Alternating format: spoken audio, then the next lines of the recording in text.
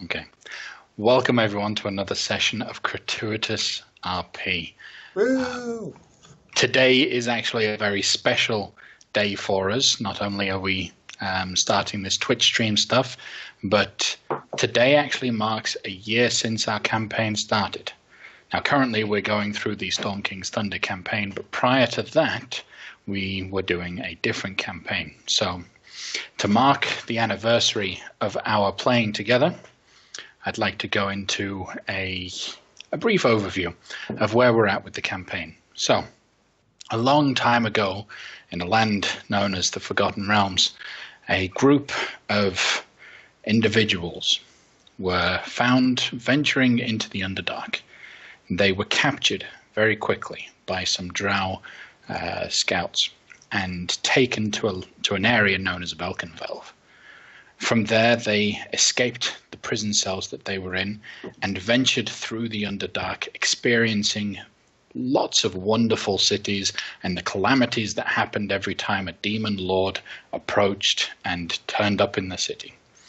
They witnessed Demogorgon rising from the ocean outside Sloopluhdop. They stopped Gratzt from making an attempt to control a red dragon in the city of Grim. No. Grackelstuck. There we go. Thank you. Grackelstuck. Gaining the favor of the the Duergar there. They then ventured on, continuing to discover what the demon lords were doing, whereupon they were called to a council with some of the major players within the surface world. In a audience with King Bruiner Battlehammer, they were sent out on a mission to find out how they could stop the demon lord's incursion. Whereupon they ventured down. They located a hidden and secreted library known as Graven Hollow. Inside Graven Hollow, they met an unlikely ally who helped them to find and collect the ingredients necessary to enact a profane ritual that would summon all of the demon lords to one location where they would fight it out amongst themselves, or at least that's what the plan was. So in the collection of those ingredients, party members fell, they were replaced, the world started to get a little dimmer until finally they managed to get the ritual pulled off. They summoned all the demon lords to one location, and through the grace of the gods that were watching, the demon lords killed themselves. Victorious, though they didn't get involved in the battle themselves, our heroes headed back up to the surface for some well-deserved rest and relaxation. Months later, they were called upon by their various different groups and responsibilities to continue out on their adventures, particularly to investigate some giants who were apparently venturing out of their usual areas in order to collect some pretty powerful magical items.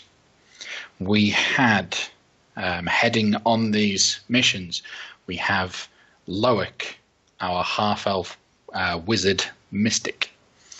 We started with Taman, who was a cleric fighter, who has subsequently been replaced by Artir, our Yuan-Ti barbarian warlock paladin. We have Gamel, our dwarven gunsmith. Lael, our drow paladin, and Eren, our half-elf ranger fighter. Together, they have begun a quest to collect items that had significant meaning to the various different giant kind. These items were found within Uthgard barbarial mounds. The reason for their search was that the Oracle of the Allfather, a great seer of the dwarven religions, helped them to understand that the world is in a much dire situation than it initially appeared. And through their actions, they can help bring it to peace. On their journey, collecting these these relics of from the barbarian burial mounds, they encountered some old friends, some new friends. They made some enemies and lost a few party members. We now find ourselves inside Citadel Felbar, high in the northeastern region of the Forgotten Realms. They had entered the city because Gamel's contacts within the Smiths Guild had informed him that the city had gone quiet. So, venturing into the city, they found that one of the reason why the city had gone quiet was the city had been infiltrated by yak folk. These yak folk had some method of possessing the dwarves and being able to walk around without detection. In order to protect his city and the area around outside, the king decided to lock off the city until he could find a way to identify who was actually his servants and who was possessed. Thankfully, our heroes managed to cleverly use detect magic and various other spells to identify which of the dwarves within the citadel had been possessed. Clearing those individuals of the possession and capturing the yak folk, our heroes were celebrated by King Morin, given a beautiful place to stay for the night and all the ale they could possibly partake of. Having a wonderful evening, and in the favor of the king, they relaxed and went to sleep.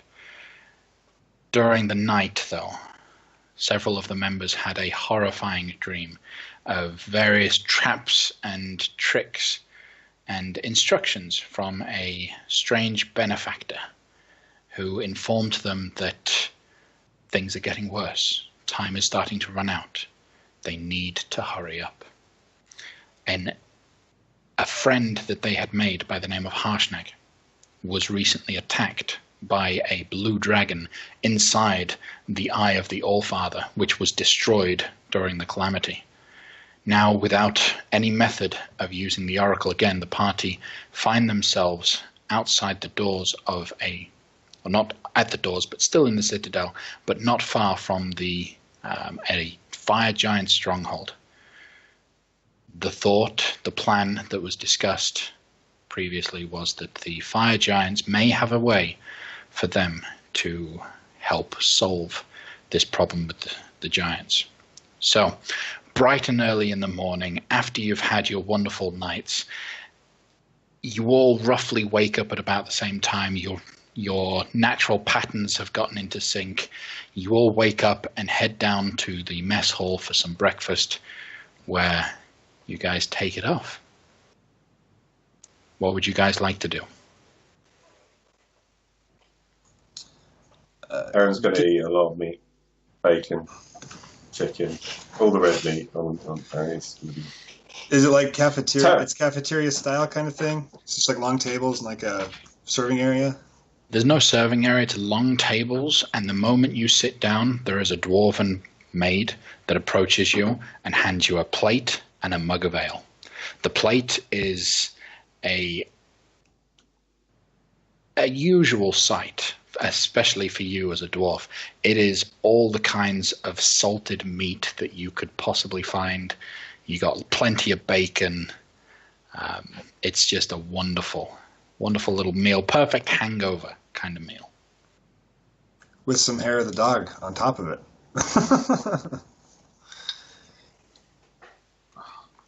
I'd like to... If the hangover I have is... My headache is due to the hangover or that terrible dream I had last night. Carry on. Yeah, I just wanted to clarify and make sure that we all understood that was not exactly a dream. I knew you. You all had the same dreams?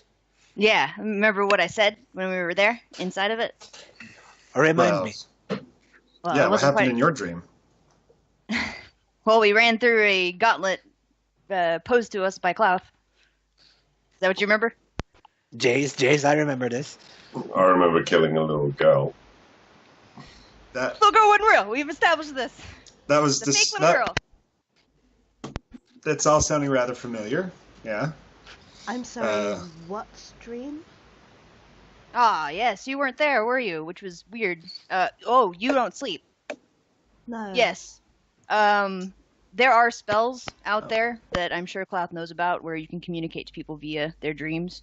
I believe that he made a obstacle course for us to test our skills, and then at the end of it, our reward was some information that he had been trying to tell us or wanted to tell us and couldn't tell us the complete details of, probably because the information is dangerous. But the gist of it was get a move on. We have to go to the fire giants for sure. And then after we go to the court of the giants, then we come back to Clough. And I know, Lael, that this sounds a little bit suspicious, but he did end up convincing me by the end of it that, at least for now, until this next thing that he's mentioning happens, I'm pretty sure he's on our side. I feel it. I never had any doubts that Clough wasn't on our side. Well, Clough is a giant evil red dragon with ulterior motives that we know less than nothing about, so some caution seems prudent. Such as there are good drow in the world, there are such things as good dragons, even if they may be red. Fair enough. I've never met the man. I hate to say it, but your odds are the fact that you guys have run into the two friendliest red dragons in this universe in a row. Well, I don't want to calculate that, but it's pretty unrealistic. Let's be fair. None of you happen to have dragon lineage that you're hiding, and you're the third great grandnephew of Clough. All right. Chicken leg. So, do we all know what the next plan of attack is? And do we know if all the rest of the Yak folk have been found and they're not listening to us right now? So all of the Yak folk had been found. The method that you had used, which was to identify and capture one of the Yak folk and then force him to give over the names of all of the dwarves that were possessed, worked perfectly.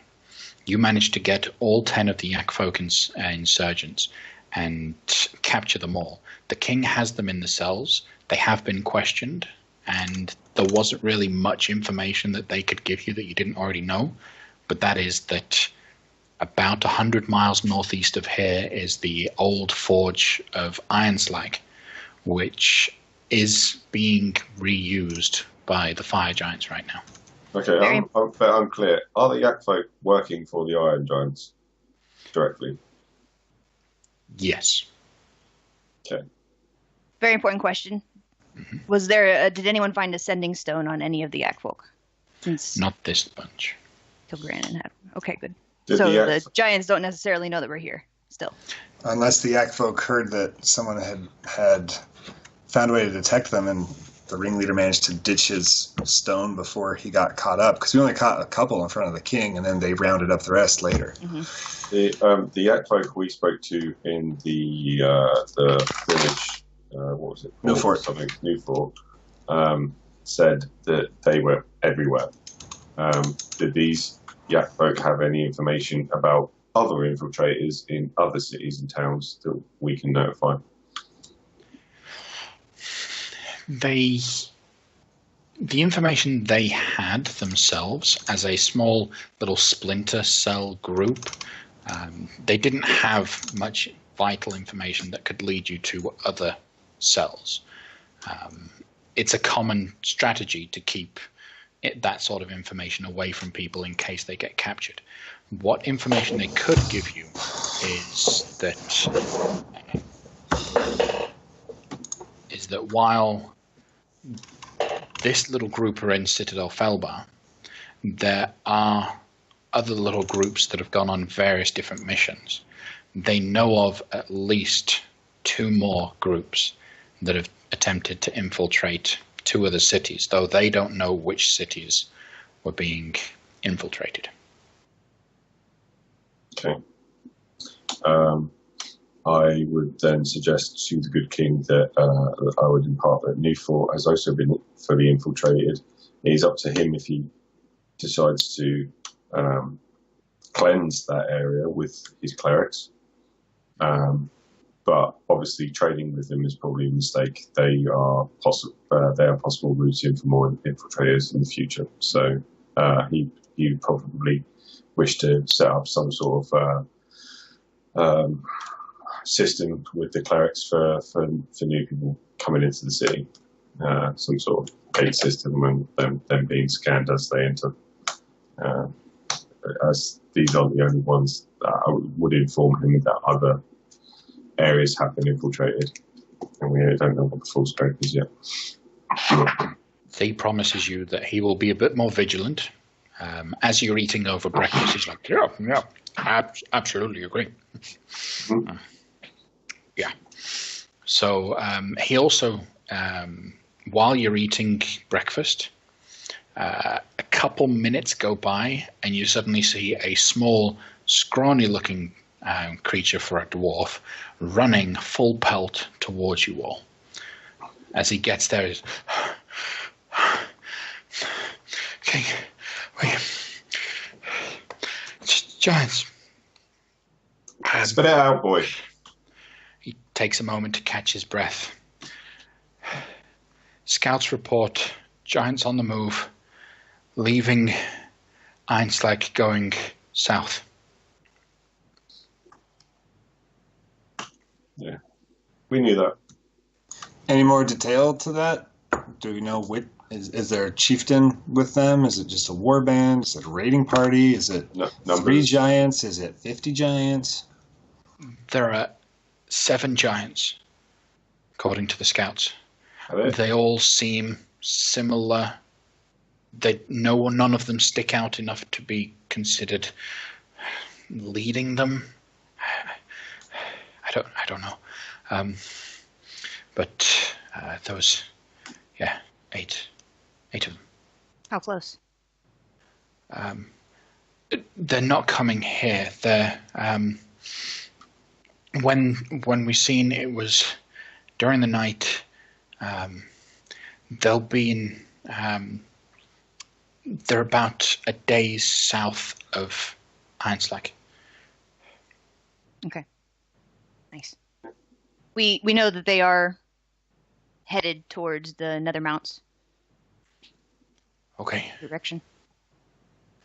that would make sense. Okay, well, I gotta. And he starts running back. Got to get back to his post. King Morin looking a little concerned. So you knew stuff my scouts are only telling me now. What's going on?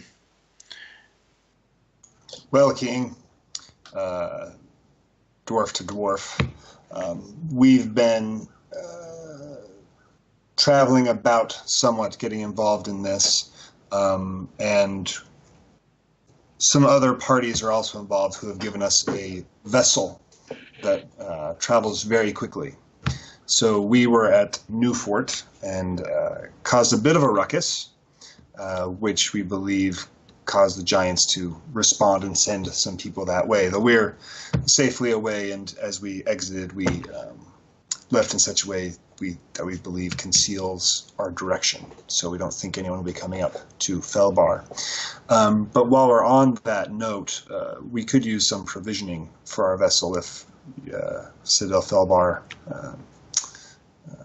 were able to do that. We can pay for it, or having saved Citadel Felbar from some yak folk, maybe you'd help us out with that, Your Excellency. Straight to the point, I see. Yes, food, drink. Warriors? I can give you some warriors, but What? You say you have a ship? We're in the mountains. It's an airship. Right. Just outside your door. I would promise you my men, but I would not force them to go into the sky. I'm sorry. Oh, I understand. Although I have made the most wonderful elixir that makes the travel more pleasant. While you don't need to send anyone with us, I think I've got a small cask I can gift to you. It's new, it's different, maybe you don't like it, but as a show of appreciation for your hospitality, I will make sure a cask is sent to you. Much appreciated.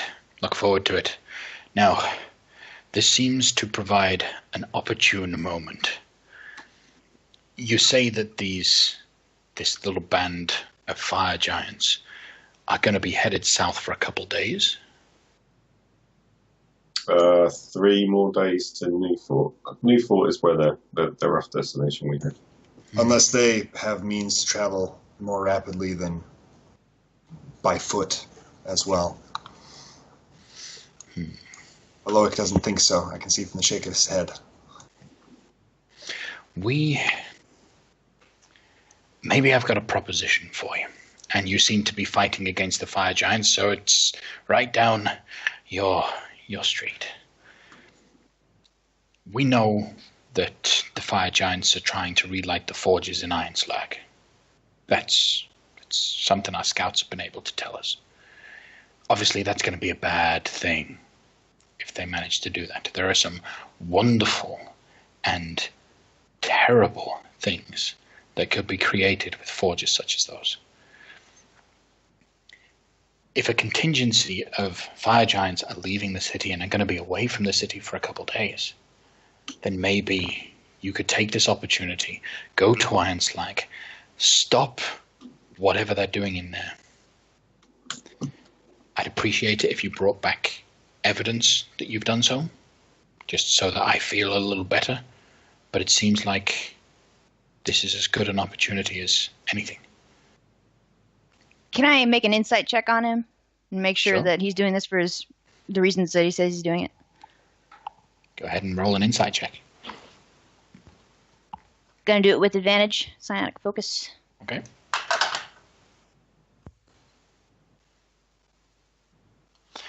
So,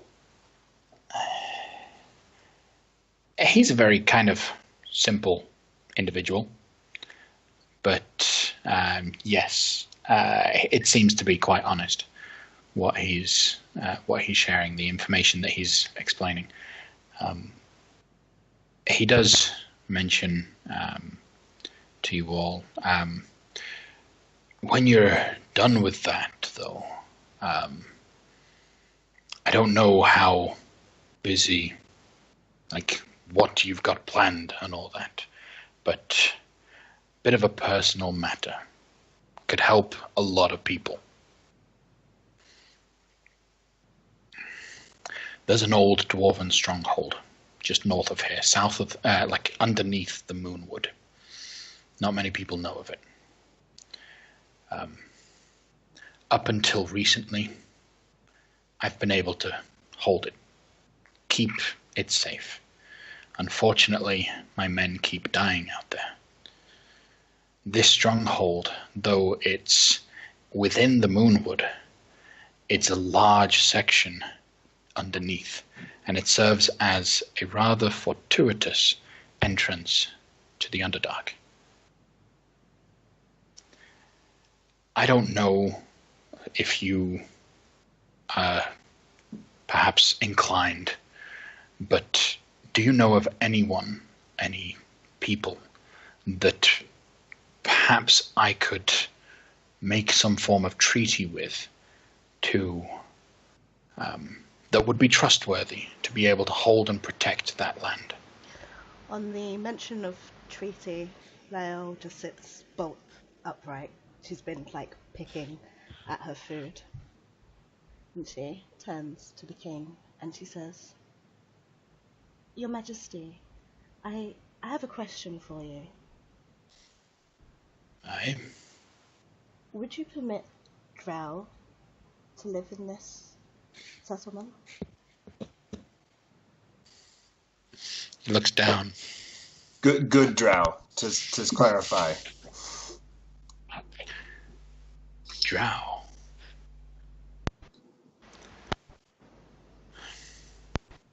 To be more specific, drow like me, my family to be exact. We are exiled, you see, and we're currently wandering around down south. I was told by the Oracle that my family will only ever find a home by working with a race other than humans. And now this has just landed in our lap. Have you ever heard of Oh. a drow named Dristawarden? Well, that's what I was just about to say. I've only ever come across one other drow that's apparently good. And he didn't stick around long enough to actually get a conversation in. Oh, that's a shame. Well, he started a movement way, way back in the day, centuries ago. A couple of drow families have come to the surface seeking to live without the dark umbrella that is their mad spider queen. So her family is one of them. They follow the light. They are protective of the land here, and they would be good allies. Go ahead and roll me a persuasion check. Either Lael or Loic. If you help each other, give one of you advantage. So who's rolling it? Lael, okay.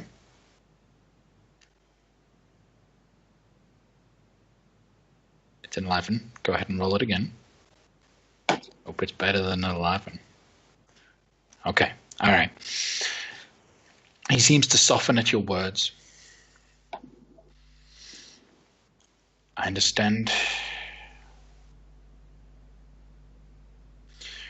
It's going to be hard for them. I won't exactly make this easy on Drow. But if we come to an agreement,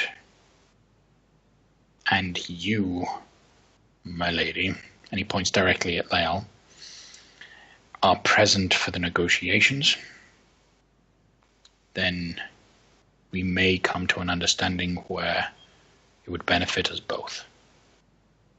But you must understand that the purpose of this stronghold is to protect the surface from those below.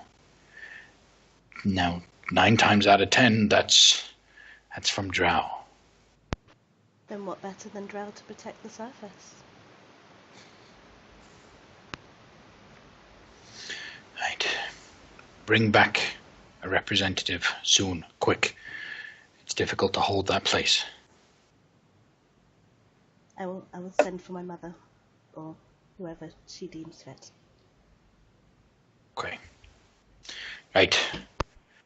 Is there anything else I can do for you all before you charge headlong right into the fire giants? Yes. You already knew a couple of pieces of information that we didn't about Iron Slag. I'm wondering how much you do actually know about the place. Do you happen to know if they have a smaller, like, service entrance or exit, or a place where the ashen soot gets put? Personally, no. But one of the things I managed to get out of those yak folk last night, oh, that was fun, seems to indicate that the main entrance to Ironslag cannot be opened except by a giant. However, the mines above that go into the mountain itself have an entrance shaft high in the mountains. It'll be a long trek up the mountain and then a long trek through the mines. But I believe you could do it. Do you have anybody here that used to work those mines? No, not here. Ironslag was lost a long time ago. Do you have any archives of any maps of tunnels? Even ancient? I can check. If you could, that would be deeply appreciated. Right. You see him click his big, heavy hands. Someone runs over and he whispers exactly what you've asked. Go see if there's anything in the archives about the mines of Einslag. It'll be some time. When are you headed out?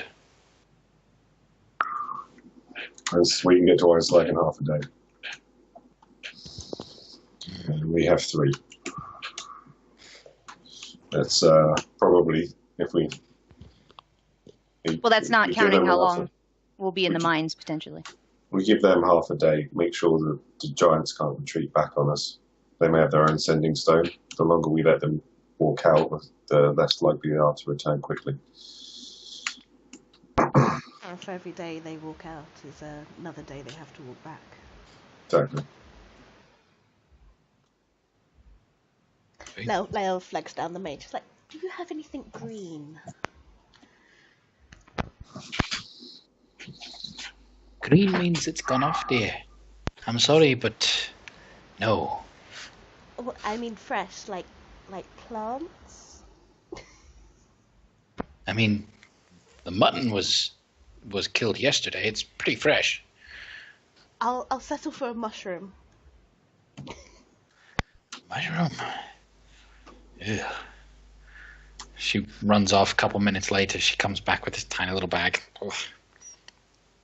Oh. Go ahead. All yours.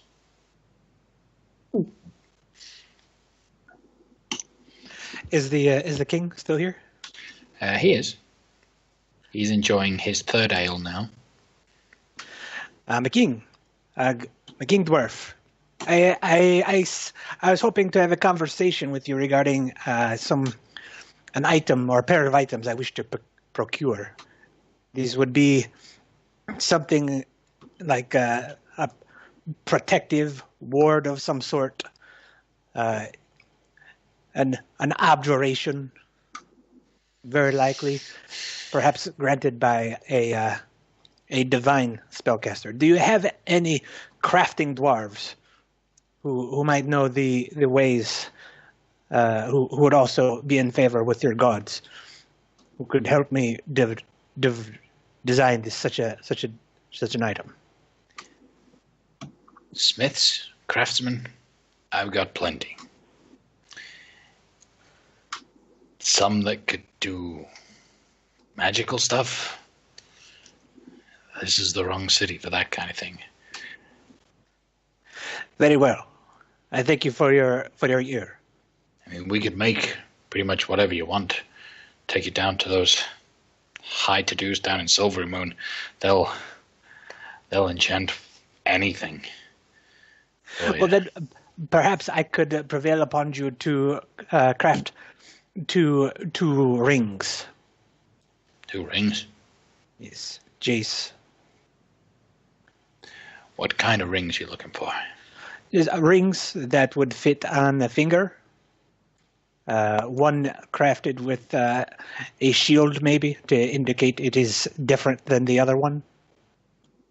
I mean, you could just go down to the market. Like, I've been to the guild here. Like, that's you can just buy that for like 2 coppers. Like, I could make that for you in an afternoon.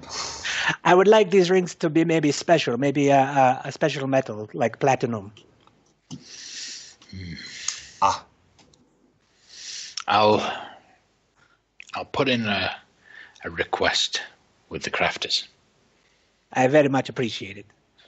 When you return from Einslag with evidence that Einslag is no longer a concern, then it'll be done. I'm curious Thank you. what you plan to do with 2 rings. I'm happy to fill you in if you so desire. Maybe another time. When you come back. Loic, I have a question. How? Because while we were talking on the cheap, you mentioned that our mission to the giants would be more of a bartering type. We have a thing they want, and they have a thing we want, and this would be a peaceful transaction. It sounds like our good host King has a design for a more decisive action. Did you think that we have the ability to do both? The king seems intently interested in your response. Well, honestly, I only ever thought to provide the ruse of a trade. I told you before, I don't actually want to give them the thing that we have to barter that they want from us. If we did, then the king here has aptly put the potential consequences of that. Not to mention, losing a primordial and everything.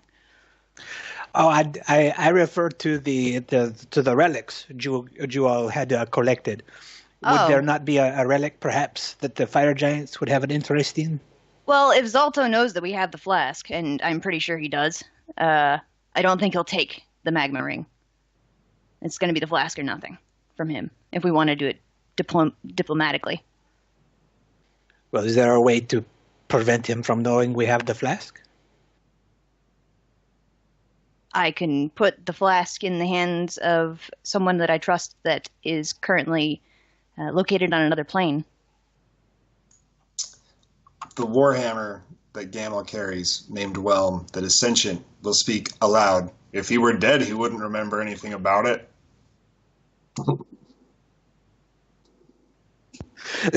Decidedly less diplomatic, Jace. Now, see, I like the idea of just going up in there and killing them all. That's great. I love it. We could give Iron Slag to our friends.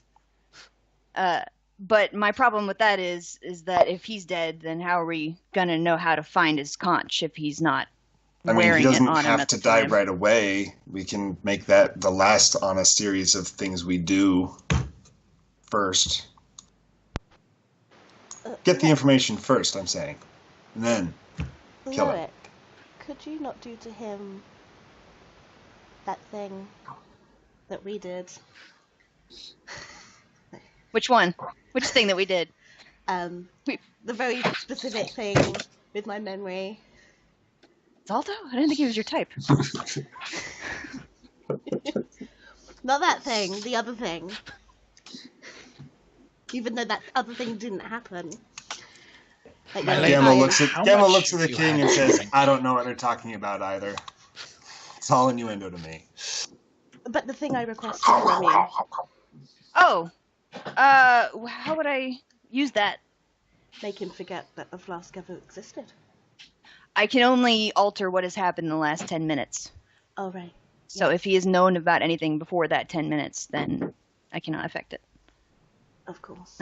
I'll turn to Gamel and I'll explain it. She's talking about a spell I can do where I can modify memory.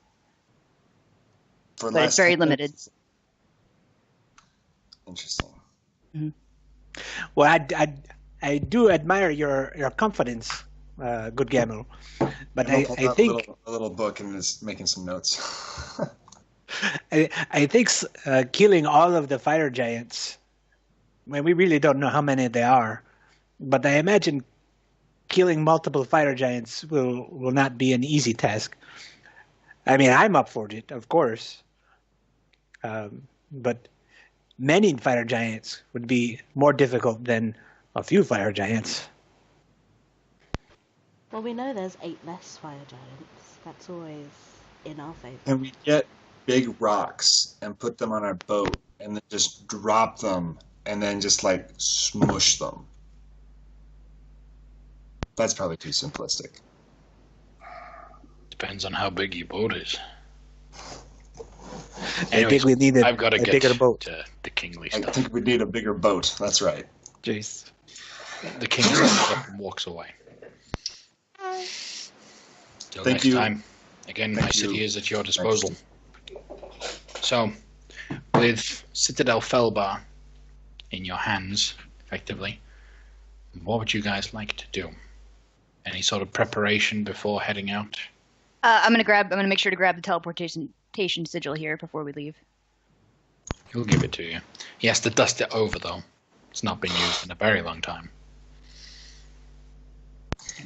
Gamel eats significantly more than usual, and then goes eventually to the guilds just to advise them that they need to, now that the city's open again, let everyone know that they're open and that nothing terrible has befallen the guild, because, we follow up on that. Are you going by yourself? That depends. I will be going down to the merchant area to speak to a guild member. Would anyone care to come with me? I would like to restock my kit with herbalism supplies. Perhaps your dwarven friends may be able to direct me to such. Oh, asking for herbs here might be a stiff challenge, but maybe they will know. Please come along. That's fine. I'm gonna go and lurk behind him too, just to pal out. And then Lael, you had your hand up? So I'd like to contact my mother. Okay, all right. We'll deal with Gamel first, and then you can contact your mother. So Gamel and anyone that follows him, which to my understanding is Artir and Loic, and Aaron. Okay, so the four of you do head towards the Merchant Guild area where Gamel points out the particular signage above the doorways that indicate, okay, this is a guild house. There will be a guild member here that you can go contact and speak to. You see a familiar, as all members do, dwarf stud behind a bar inside the guild home, eager to do business. What can I do for you? Oh, I'm just bringing word from Gauntlgrim. They had been concerned that they hadn't heard anything for some time. The usual affairs, correspondences, apprentice, journeyman traveling about. Just wanted to let you know that we were aware and had followed up on that. I presume you have some people who have been anxious to go and have been holed up here for a while. So please just make sure as they go out, they let people know that Citadel Felbar is back open for business. And I don't have any particular guild needs at the moment, but perhaps one of my friends here could seek your assistance. Oh, Mr. Dwarf, you're... Gamel, please. Gamel. You look familiar. Are you a guild member? Have you been here before? I've never been here before, but I do have a guild script from Gauntlgrim, and he'll pull out a little note that he got from Gauntlgrim about coming to Felbar. That's signed by the guild member and Gauntlgrim. He looks it over. Checks out. All right, folks. What can I do you for? I roll out my herbalism kit on the bar and say, "Did you see my supplies here? They are not very well replenished. I would like to replenish them. Did you have the things needed to replenish my herbalism kit?" Not right now, but we could get some. I'd appreciate that. Thank you very much. Not a lot of business, obviously, as of late. But we could get something. It'll take a couple of days. We will be back. All right. Then if that's everything. You head on out. Meantime, Lael, you pull out your family sword. You speak into the hilt, calling for your mother.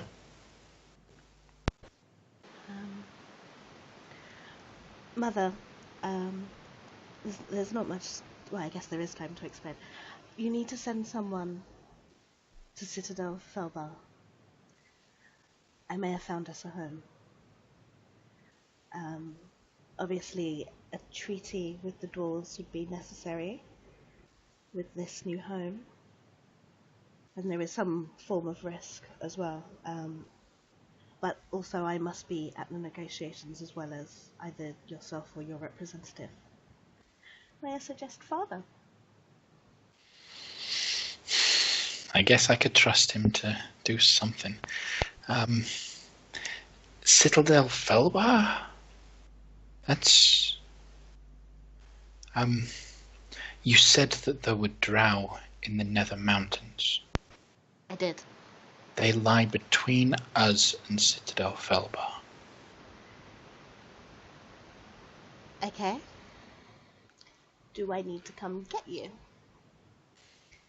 No, but to avoid detection, it's going to take your father a lot longer to get there.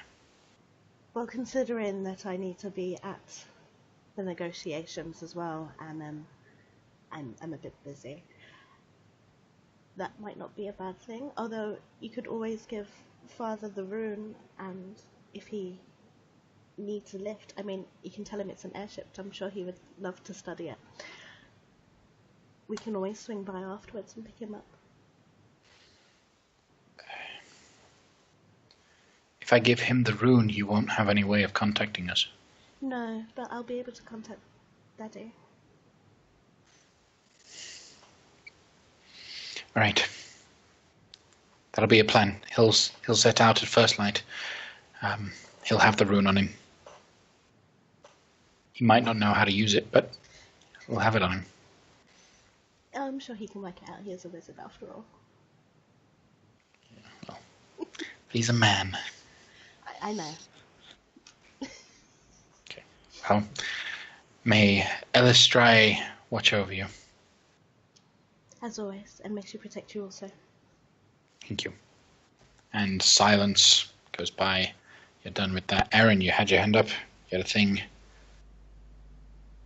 In the market, is there anywhere that might sell potions? Make an investigation check. With advantage, because the chances are you're all working together to find that sort of thing. Plus, the king said the town is at our disposal, and there's a dwarf walking around with them. Okay. The city isn't a very magical place, and so that sort of thing is going to be rare.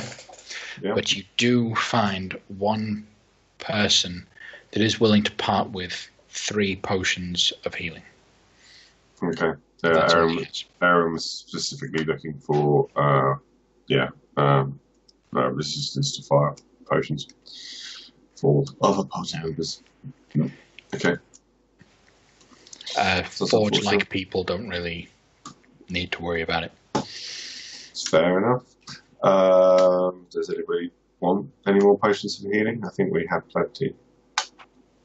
My recollection. Anybody? Sure. The universe. I usually make my own.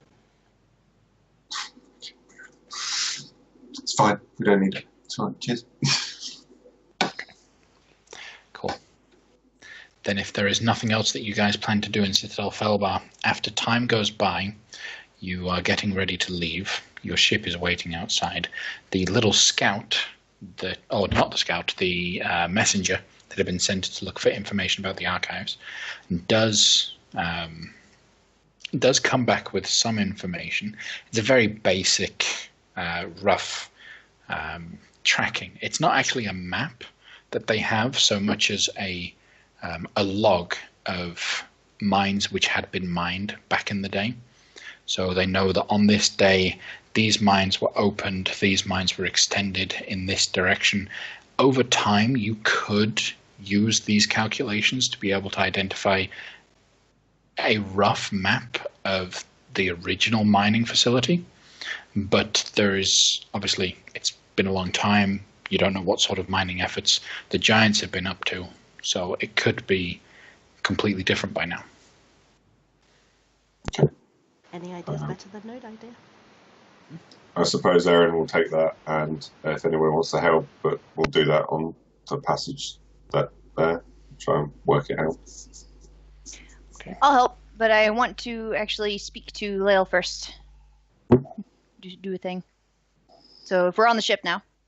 So you all pack up everything, you get a bunch of extra rations and supplies, you effectively completely restock the ship's storage room, which Brassic, the ship captain, is very much happy about. Like, he's very grateful that you were able to do this. Now, for those that aren't aware, the ship that they are riding in is controlled and driven by a group of dragon cultists. these dragon cultists are aiding the heroes in their fight against the giants. That's all they've been told, and that's what they seem to be promising. So the Captain Brassic, very excited to see you're helping out. You're replenishing all the stores. He informs you that according to where you've mentioned you wanted to go, it'll be a 12-hour flight. Okay. I'm going to ask him if he can fly above the clouds because we don't want to be seen by anyone on the ground. Okay. It'll add a bit of extra time on the flight to go up above the clouds, skirt around, make sure that you're hidden, but it's possible. Thank you, Presser. Okay. So he gets to work, he gets his men quickly getting the ship up and out of the way, and then while you're on your way, Loic, what were you going to do? I'm going to take Lael aside, and I intend to ask her if Elust can bless things in the name of Elistray. Does she have that ability, do you think?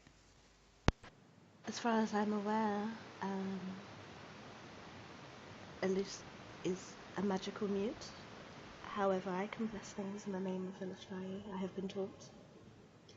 Not done it for I don't know if this will work, but I lost my scrying device when I was disintegrated. And this is an opportunity that I would very much wish that I was able to do the spell, but I don't have anything to scry with. And so I was wondering, maybe we can... A, you're muted. B, you're not in the conversation. So I was wondering if maybe I could scrape up some water and get you to bless it. And then I would be able to look into the vial and potentially be able to scry. Oh yes, You want to give it a shot? I can make holy water, definitely. Okay, let's give it a shot.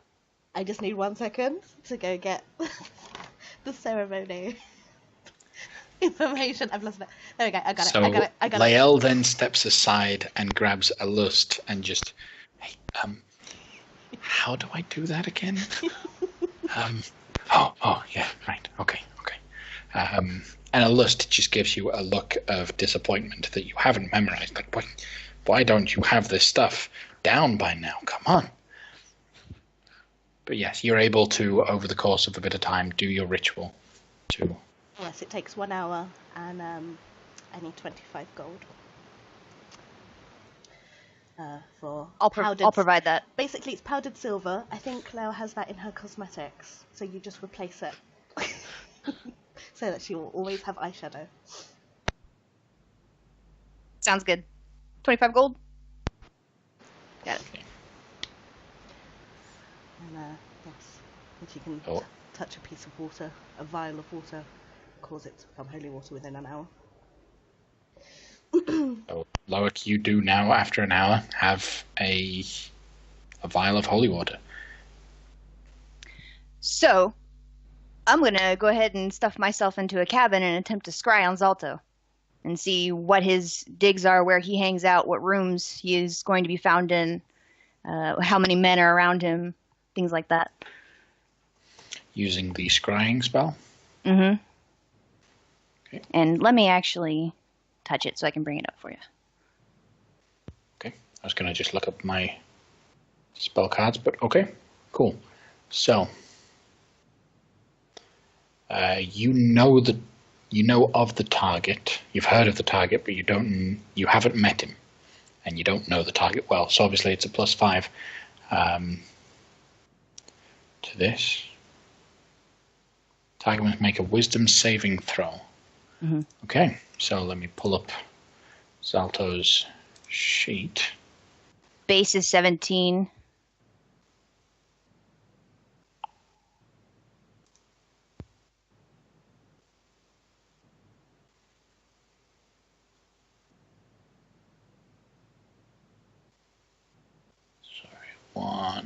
There we go, Giant Lords. Duke Zalto. Okay, so wisdom saving throw.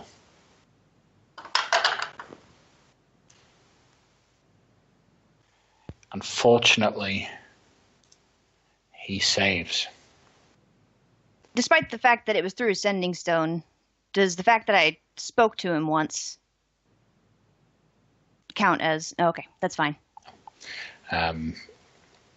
So on a successful save, the target isn't affected and you can't use the spell against it for another 24 hours. Yeah.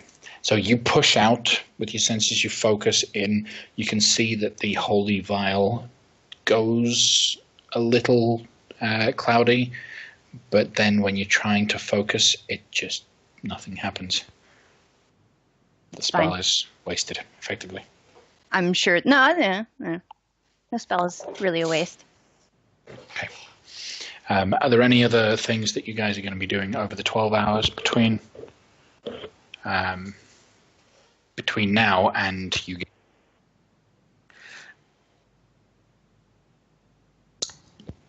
Gamel, in any downtime, will just be working on the armor set that he works on in his downtime. So any of you guys that have any of those training tasks, which require 8 hours of downtime, you have the time to do that on the flight over there. So everyone go ahead, and if you're going to do that downtime activity, go ahead and roll those and get those out of the way. Aaron's going to be spending time trying to work this map out. Okay. So he's going to go through the instructions and try and draw a map from that. Okay. Artio will track down Loic and knock. Finding out that he's in his cabin, he will knock. Excuse me, Mr. Loic. Who is it? It's I, Artir. Come on in. You said you wanted to conceal an item from the fire giants. Did you need my assistance? I don't think so. It's just a matter of whether or not the group wants me to hide the item. Because right now it's in a fort that has a non-detection spell on it, so people cannot magically find it. And the fort itself is visually counterintuitive for its location. It's so tiny. So I don't know if it needs to be moved. If we do feel like we want to make it super duper safe, though, I can totally pop it into Arborea. It is yours. I just wanted to remind you of the item. I'm gonna go check with Gamel. Since Taemon's been gone, he's been kind of like my second brain. So I'm gonna go see what he thinks about this. He's got common sense where I don't.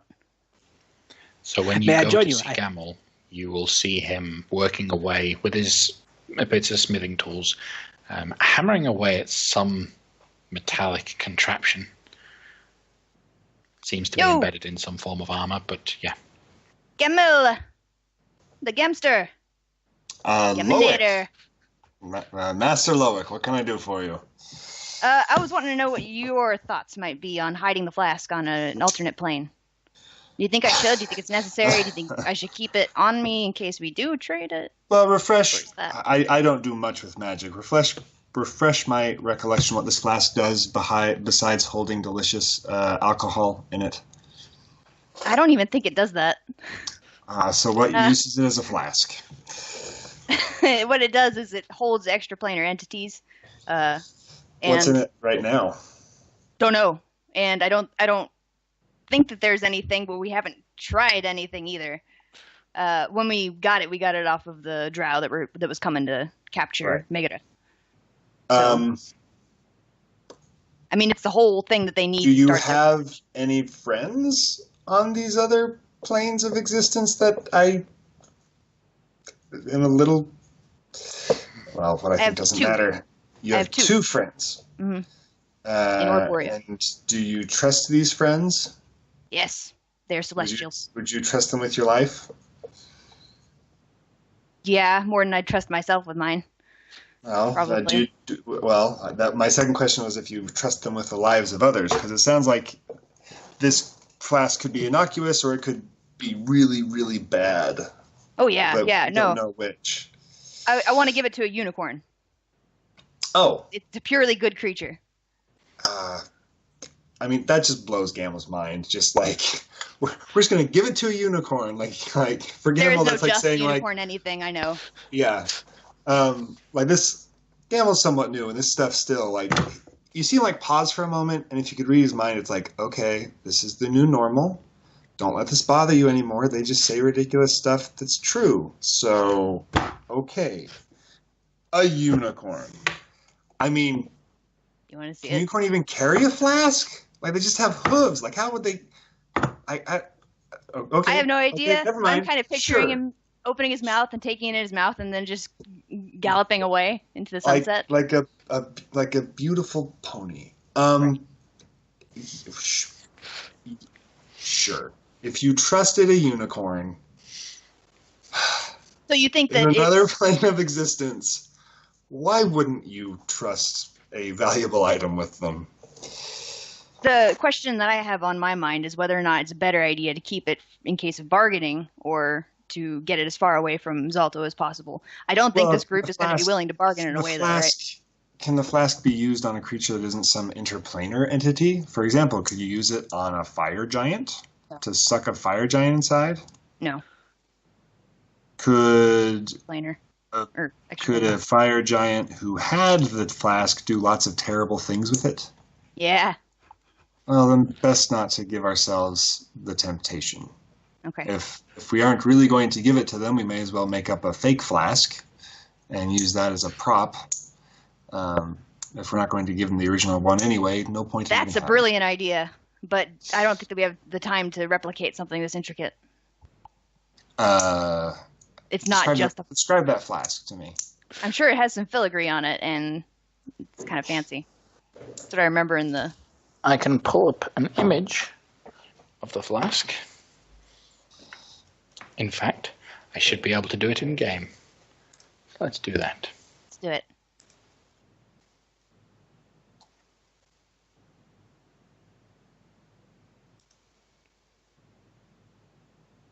Bear with me for a moment.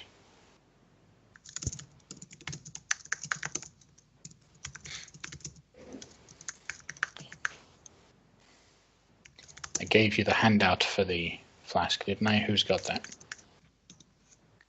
Oh,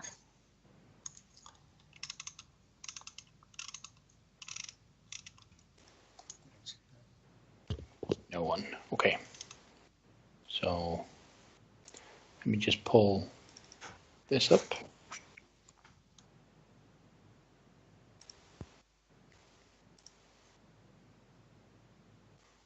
I found an entry for... Oh. So in terms of the picture, that's what the flask looks like. So it is an iron flask with almost looking like a brass stopper inside of it, but there is the intricate design of an A carved into the side. If I could find metal or a flask already on this boat that roughly looks like that, how long would it take Gamel to mock up a reasonable, not magical, it wouldn't pass any magical, but just a look at it, it looks pretty good. Keeping in mind his proficiencies with jewelry and tinker tools and master craftsman, etc. You know. So Gamel believes he could probably do it. Yeah. In 8 hours. I mean, Loic, I'm not magical. I could make a dead-on replica of this thing, a mundane replica of this thing. By the time we get, how long is the trip to Iron Slag? I didn't talk to the captain when we got on board.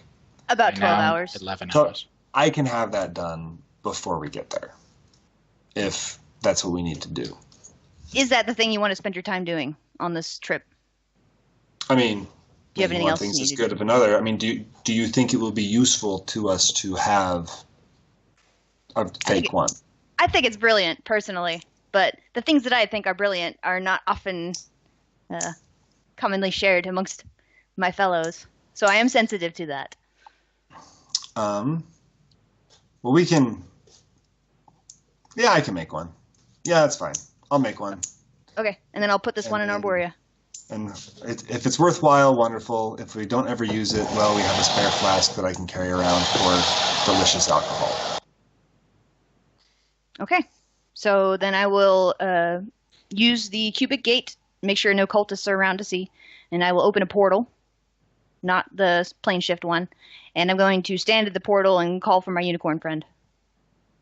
Okay. We need to very quickly just clarify something. And we can decide on it together.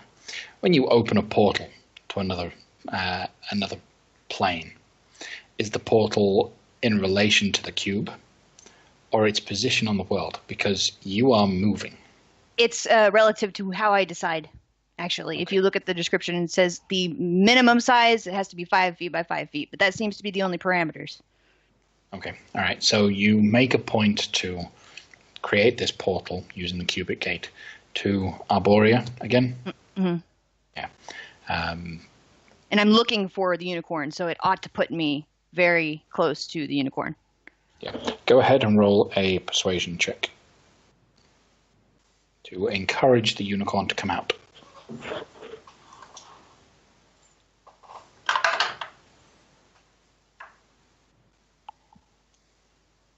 I'm not good at these. Yep. Still not good at these. A couple hours go by and there's no sign of him. Angaste?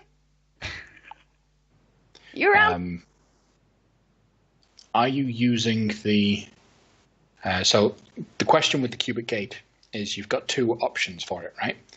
You've got using it as a gate spell, where you can pretty much force a character to come in if you know their name. Mm-hmm. You don't know the name of the unicorn. No. No.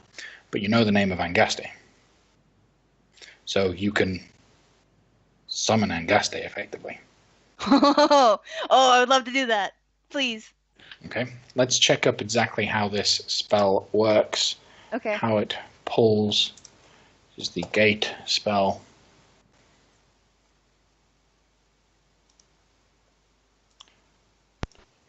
Oh, she's going to be mad at you. Okay. You conjure a portal linking a space to a precise location on a different plane of existence. The portal is a circular opening 5 to 20 feet in diameter.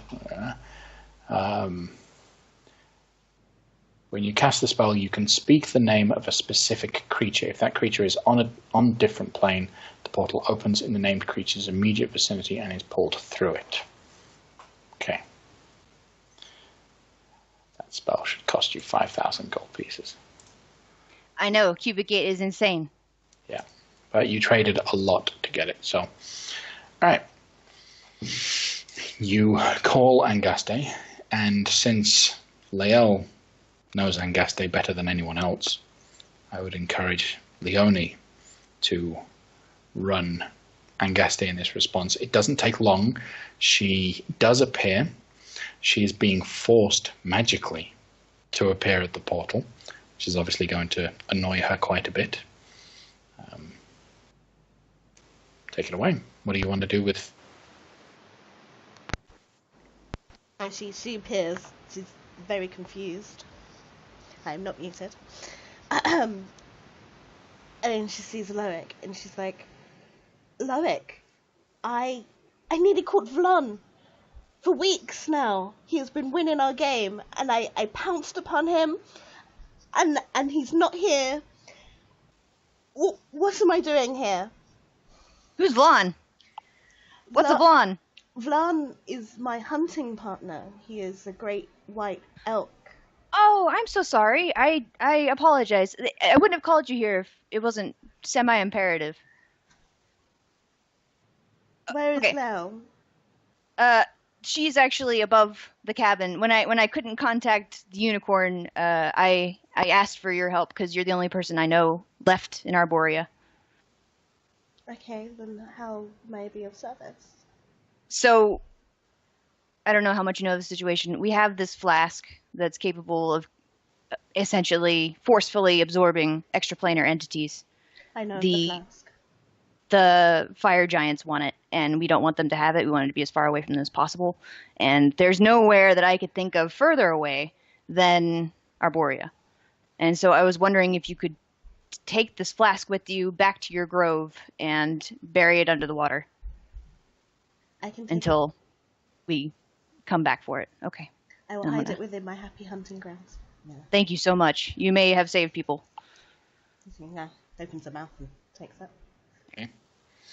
And Angaste waddles away with a extremely powerful magical item in her mouth. But now she's not. But now she's not extra planar on that plane, so she should be safe from the flask. Yes. But not from what's inside it. Oh. No, I'm kidding. Well, all right. Well, it's Arborea. She's got friends that can come help her. Yeah. So you give over the flask to Angaste. The portal closes as you have no longer any point to it. Gamel spends 8 hours trying to replicate that iron flask. I need Gamel to make a smithing check.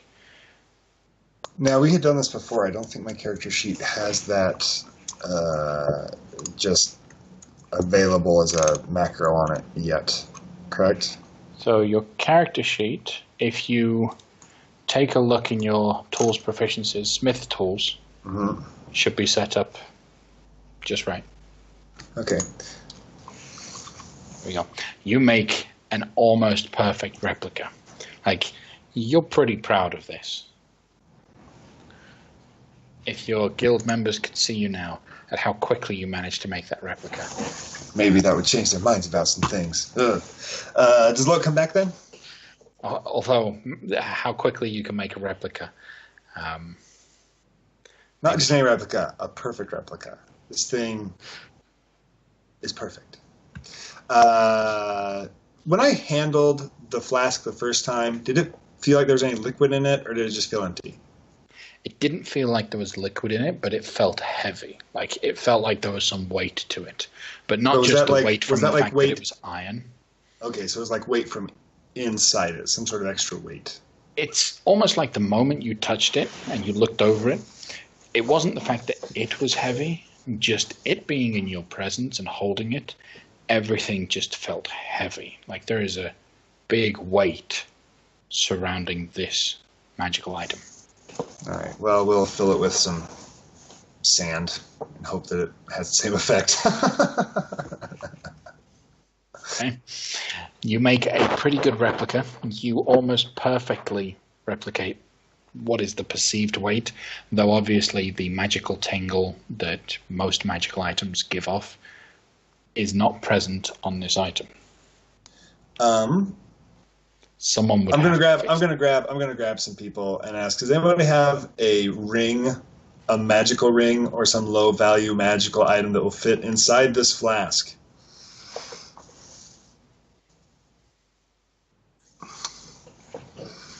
Everyone sorts through their inventory. Silence. Allow me to check my bag. I got a relic. I got the fire ring relic thing I could dump in there, but I don't think we want to do that, do we? You know what? I'll just throw the stone of good luck in there. Is it possible for me to just pour cantrip after cantrip of minor illusion on it to create a similar effect, or prestidigitation? It's possible, but the effects, you try it once or twice, the effects wear off after a little bit. So you know that it could work, but you have to do this a moment before it comes into Zalto's view. Got it. But if we just throw the stone of good luck, which I don't think anyone is using in it, but then if you do a scry on it, you'll see that there's some magic coming off of the bottle. Yeah, I suppose that'll work. I wanted to sell that for some more useful stuff later, but this might be forever. We're hoping to not give him the flask of many souls, right? So be it. Okay. So as the sun is setting now at this point, late in the afternoon, you do start cresting down underneath the clouds. Brassic calls you up and informs you that we are approximately at the area that you instructed. A couple minutes of searching and looking around and using Erin's spyglass, you are able to identify where the mining entrance is. And there is I don't want to say a landing platform, but the entrance to the mountains side, it looks like a huge hole with some form of wooden structures just built up within it, but the area all around of it looks like an abandoned village, and so there is enough space for you to land the airship should you require.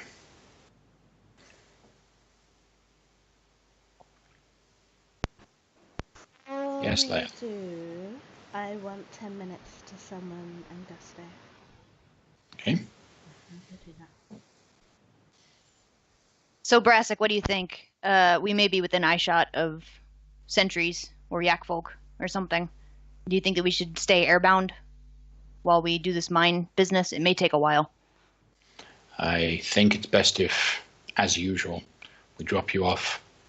We continue circling the area. We can stay close just in case you need us, but it's best if we don't land for too long. Okay, do that. Okay. So he drops down the ship down to the 75-foot mark away from the actual area, drops the huge ladders, and you are able to climb down the 75-foot ladders to land on the cold mountainside. Lael, you do have Angusta.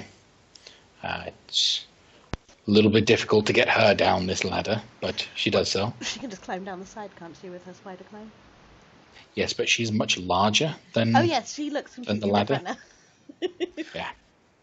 So, by the time you all get down there and the ship takes off, the sun has just set behind the mountainside. The shadows are extending past towards Citadel Felbar, and you find yourselves in this almost desolate village. There are cottages everywhere, but they all look broken, torn apart. Some look like they may have been burnt down. They're little wicker cottages, made out of straw, hay, but none of them seem to be fully standing at this point. Off to the side, just a ways away, you see this structure a little bit clearer now. You actually have a very intricate elevator system that stands at the entrance to the mines. What do you guys choose to do? Is this how we get in? I'll investigate it and see if it will hold us, or how many, up to what weight capacity it looks like it might support. Okay, so you move over towards the lift system. You find that this system isn't manual. It's almost automatic. As you stand over the edge, you can watch as this lift just constantly moves all the way up, and then it starts to go all the way down. And it drops hundreds of feet out of view, down, farther than you can imagine. It looks, when it gets close to the, when it gets within view, on its way back up, it looks like it could hold you. It certainly looks large enough to fit multiple fire giants. So it looks like you guys could easily fit onto it. But there's no way of you guys controlling it.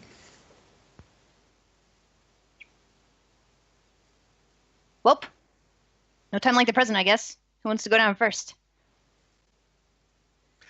But this is the way we were instructed to go?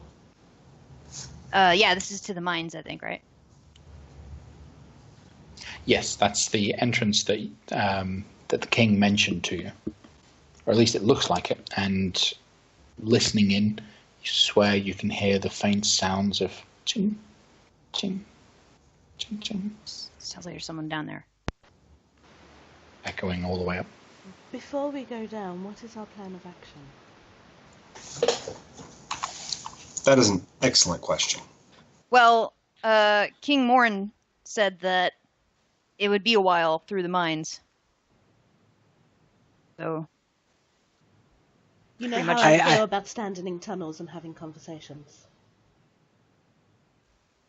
I think we can approached the king under the pretense of barter with regard to the ring that we intended to give him anyway in exchange for a trip via the chell that is supposed to bring us to the Storm King's court. Did you see anything wrong with that?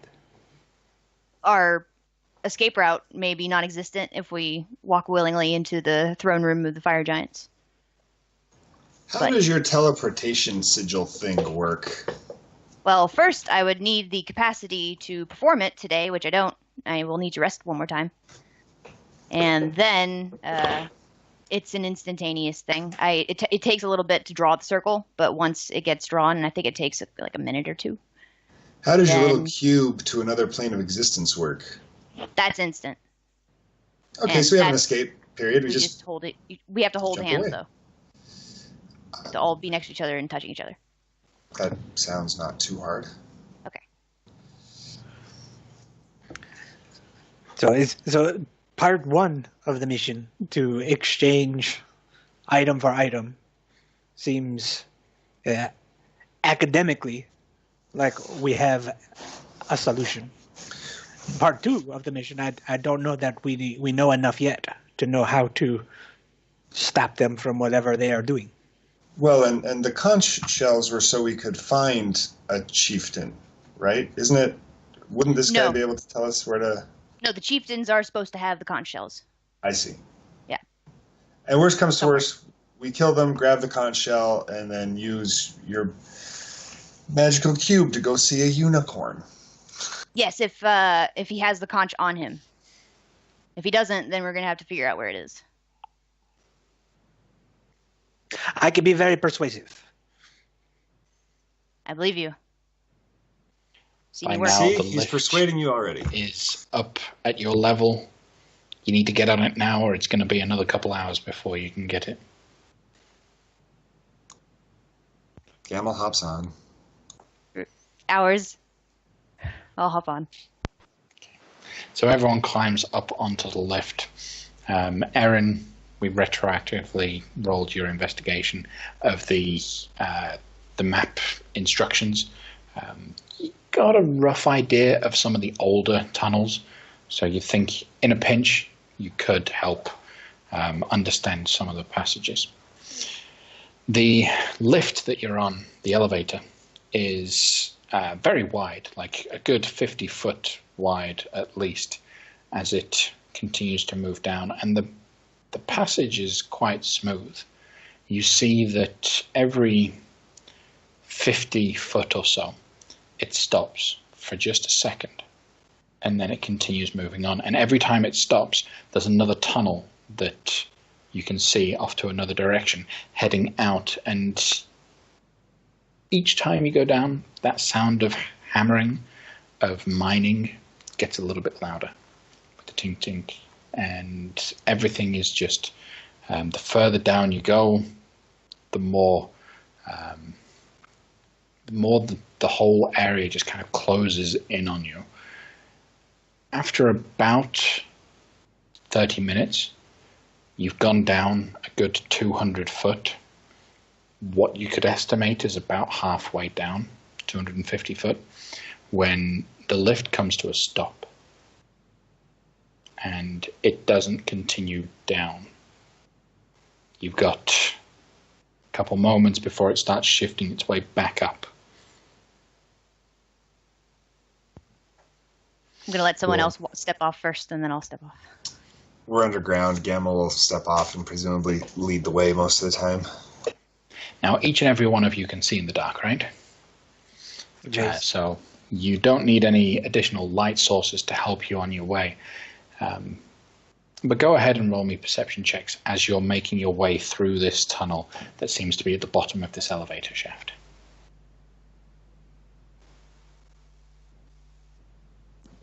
14.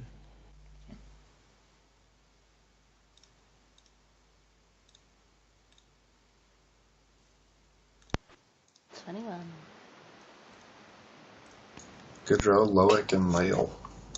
Okay. So Loic and Lael, you notice before anyone else that as the tunnels that you're following, with a couple instructions from Erin, whenever the tunnels split, you just generally keep heading down to get closer and closer to the main citadel that's below these mines. But there's a point where you can see a little bit of light flickering way off in the distance down the tunnel, almost like there is a flame that's going off down there, and then a shadow passes over the light that flickers and it's gone. Gamma will softly just kind of say aloud, a flame means they cannot see in the dark.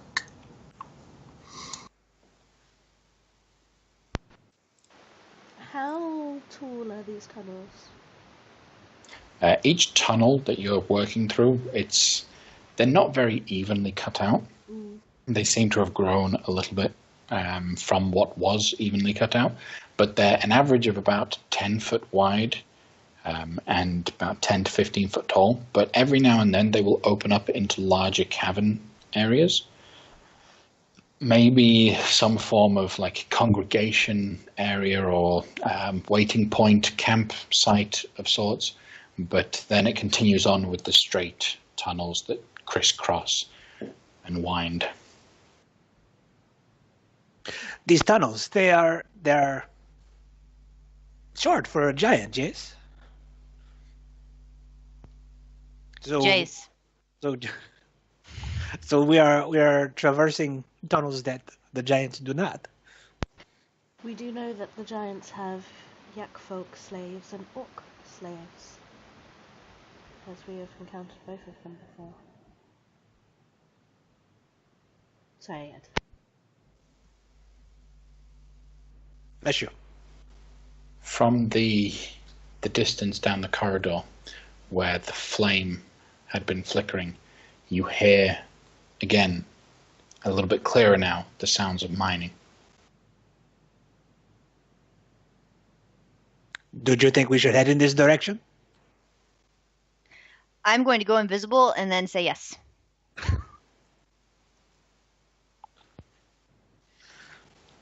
All right, let us head in this direction. So Loic disappears from sight. I think Loic meant he will go check it. We should just stay here for a moment. Is that what he meant? Okay, I will Still wait here. standing beside you, I'm like, that is not what I meant. I see. Cannon fodder. Everybody's cannon fodder to me. I stay in the back. If I get hit, I die. Artier, you're new. Why don't you go ahead? Check it out. Jace, this is the way of things. New guy goes first. Okay, so you're heading ahead of everyone else. By the look of things, you're not doing it stealthily. Are you trying to be stealthy? I mean to reach the fire giants and barter with them. So I'm not being a sneak thief. Okay, so the rest of the party stand back as you head forward 60 foot. Artier's not going alone, and Lel's going with him and Angasto. Okay. Yeah, Is there I'm like gonna a go turn? too. Is there like a turn in this corner so we can't? So if he goes around a corner, we're not going to be able to see whoever interacts with him. There's lots of cutoffs and areas that split. This one in particular, where you saw the flame come out of, was just off to the left side of the tunnel, further down. So he would obviously turn into that area to step away. Gamma will hang back a bit towards the back, but I'll go along. Okay. So Artier leading the group, you make your way through, you turn the corner, and an interesting sight befalls you. You see a row of about 12 scrawny, weak-looking, naked dwarves, all barely able to move the pickaxes, mining away. The little sounds that you've been hearing is not just because it's only one or two, it's just the strength left in these creatures is so weak that they barely manage to even make a dent into the mining efforts. But stood over them, lining the area, are 4 strange serpentine creatures that almost look like they're made out of fire, and they're giving off this light themselves. Those creatures turn, look at you, scream and shout something in Ignan, which I'm assuming you don't speak. How close are we to them? They are about 30 foot away from the turning point where Arte just suddenly turns in. And as they scream and shout, "Arr!" We're going to take a break there, guys, just before combat starts. We will be back in 15 minutes. So be back at 5-2. Grab a drink, go to the toilet, relax, and we'll be back.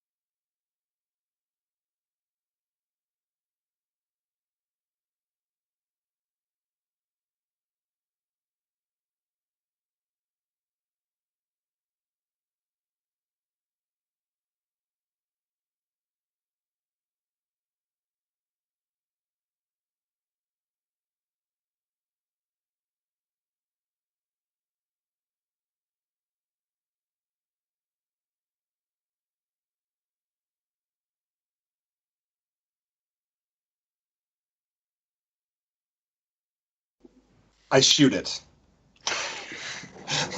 Thanks, Gamel. Thanks. Welcome back after the break, guys. Thanks for sticking with us.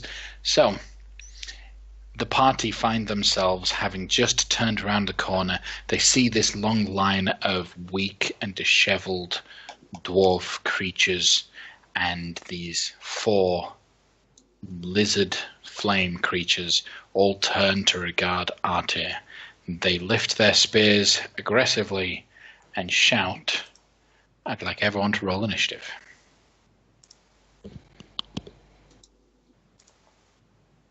They shout that they'd like everyone to roll initiative. That's very meta. But they shout it in Ignan, which none of you understand. So it just sounds like. What he's really saying is, quick, guys, get a good initiative. So yeah, intimidation. They put down their pens and paper. They pick up their dice. Okay, 20. Lael, what did you get? 14. Okay. I am only going to add you in, since she acts on your mount, Angaste. The giant lizard acts on your initiative. Yeah, I've got like a cheat sheet of all the actions I can make. All right. Do I have everyone? I've got Gamel, Loic, Erin, Artir, and Lael. Okay, so top of the round, Loic, you see that past Artir, as he's coming around the corner, you're all kind of coming around at the same time. You see past him that these lizards are very aggressive. What would you like to do?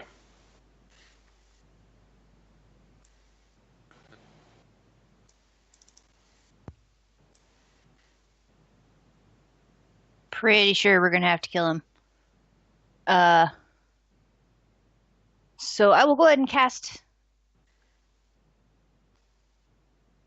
Hypnotic Pattern. Okay.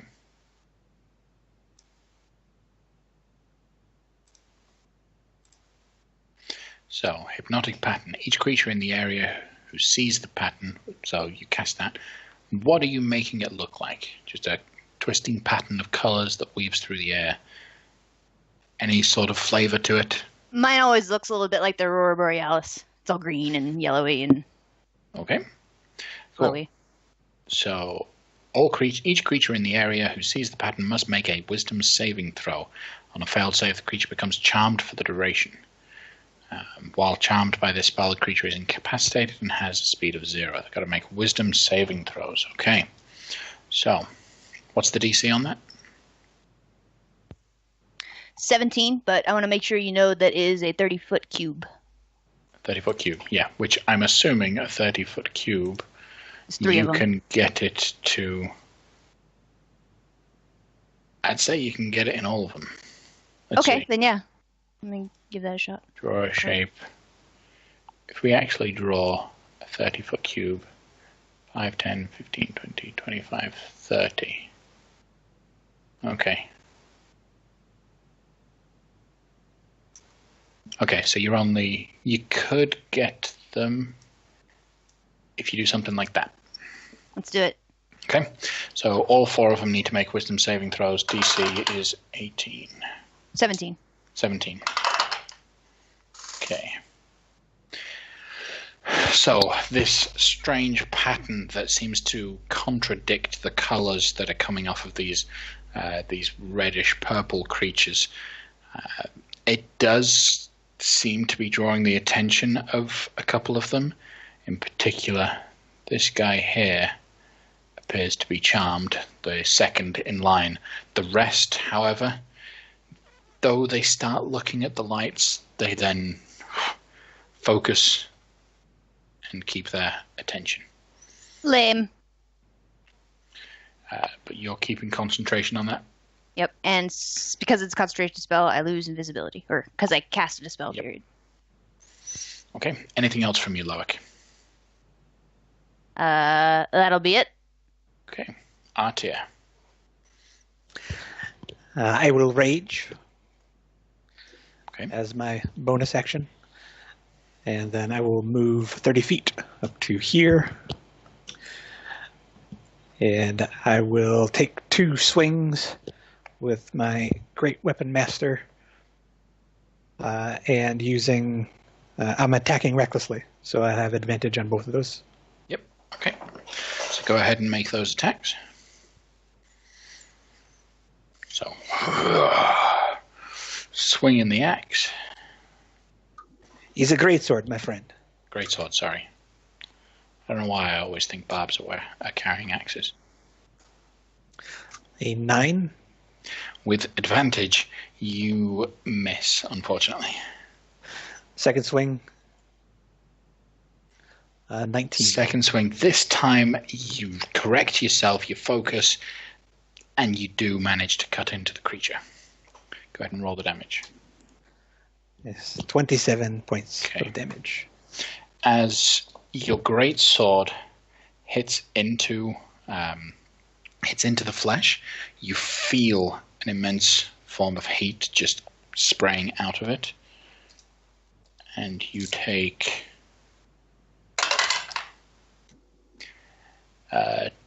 12 points of fire damage, halved down to 6 because you're raging. Okay. From the attack. Anything else from you, Artir? This will end my turn. Okay. And in response, the creature, the spell Hypnotic Pattern doesn't affect them again, does it? It only affects them in that one moment, correct? I think so. I was just reading the wording on that, and I could make an argument against it, but I think that would be too powerful. Well, it also says that the pattern appears for a moment and vanishes, and only creatures who see the pattern are affected. The moment could mean that 1 minute, that up to 1 minute of concentration, though. So I don't know. So for now, we'll say that it doesn't.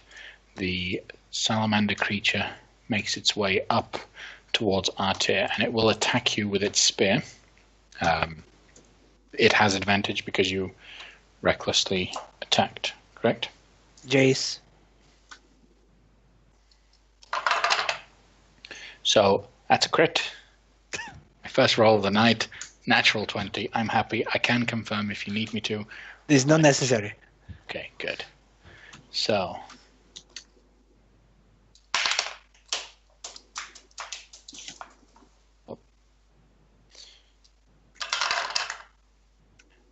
that's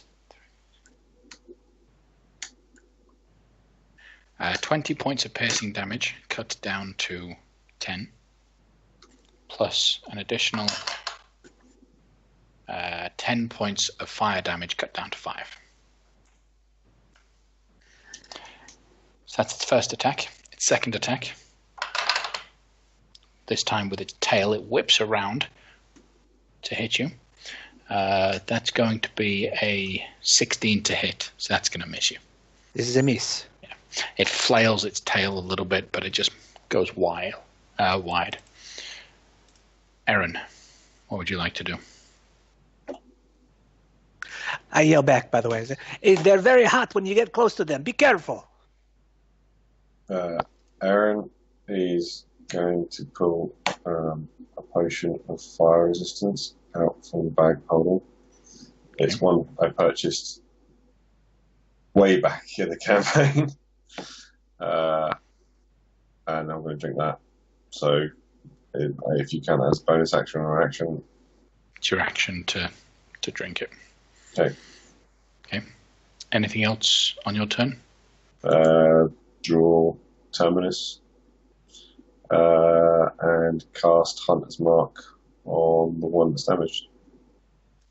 Okay. So everyone else sees Aaron pull his sword out in one hand, pull a potion out in the other, and just swig. Next one is the salamander that has been hit. Sorry, can you confirm how long that lasts for? Is that an hour? So fire resistance lasts for an hour. Yeah. And it just gives you resistance to fire damage. Yeah. Okay. So the salamander that has been hit is going to make his way around Artir to get into a flanking position, though it doesn't necessarily need it.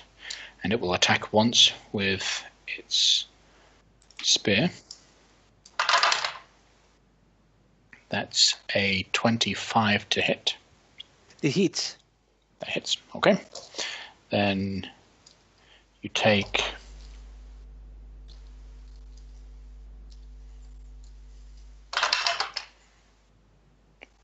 15 points of piercing damage cut down to 7 because you're raging, plus an additional 2 points of fire damage cut down to 1 for you from this attack. It's then going to whip its tail around in an attempt to grapple you. So it will attack. Yep. So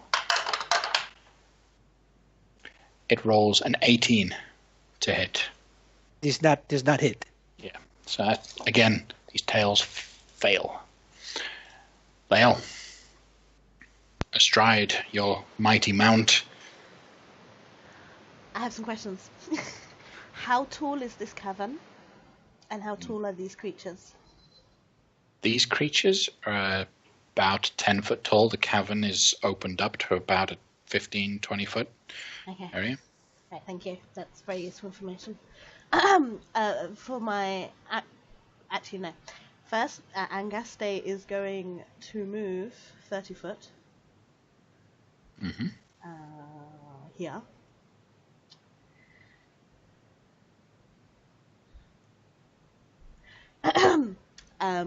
And then I am going to cast Aura of Vitality. So around my feet, in a 30-foot radius, a very large silvery rune appears. Okay.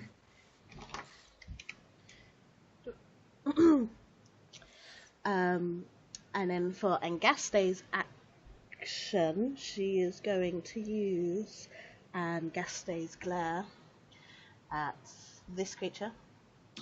Okay. So her eyes feel bright with light, and she makes a very reptilian roar. So I do believe that I need to make a intimidation check. Yes, you do. And contested by the opponent's insight. Yes. Okay. So intimidation is 22. Okay.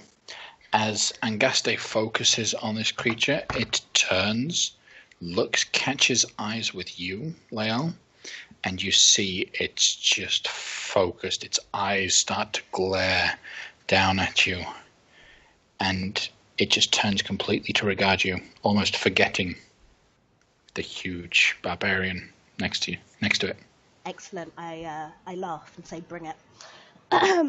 And then for my bonus action, I would like to activate my Aura of Vitality and heal Artir because he looks a bit singed. Is it for 2d6? So that is 4 points. I will take it. I thank you. Excellent. And then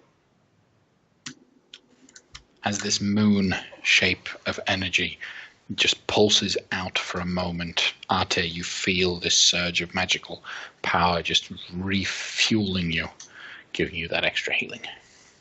Anything else from you, Lael? I do believe that is everything. Okay, cool. Then one last salamander that's not enchanted. He's going to move. 30 foot is his movement, just gets him in line to be able to attack Artir. So that's what he will do. With his spear in both hands, with advantage. That's a 22 to hit. This hits. It hits. Okay.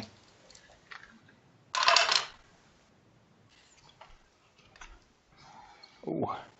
So that's 20 points of piercing damage cut down to 10. Followed by an additional 3 points of fire damage cut down to 1. For you. He's then going to attempt to hits you with his tail. That's going to miss with a 15 to hit. Right, Gamel, as you're watching Artir getting surrounded by these large lizards, what would you like to do? I'm just going to shoot the one closest to me with the... yeah, he'll shoot one with the musket. Well, I should say before he shoots. So when they yelled, is it like really loud? Like, is there any hope that people haven't heard us doing this at this point? You're almost certain that if there was anyone to hear you, they heard. Well, if not, they're going to hear us now.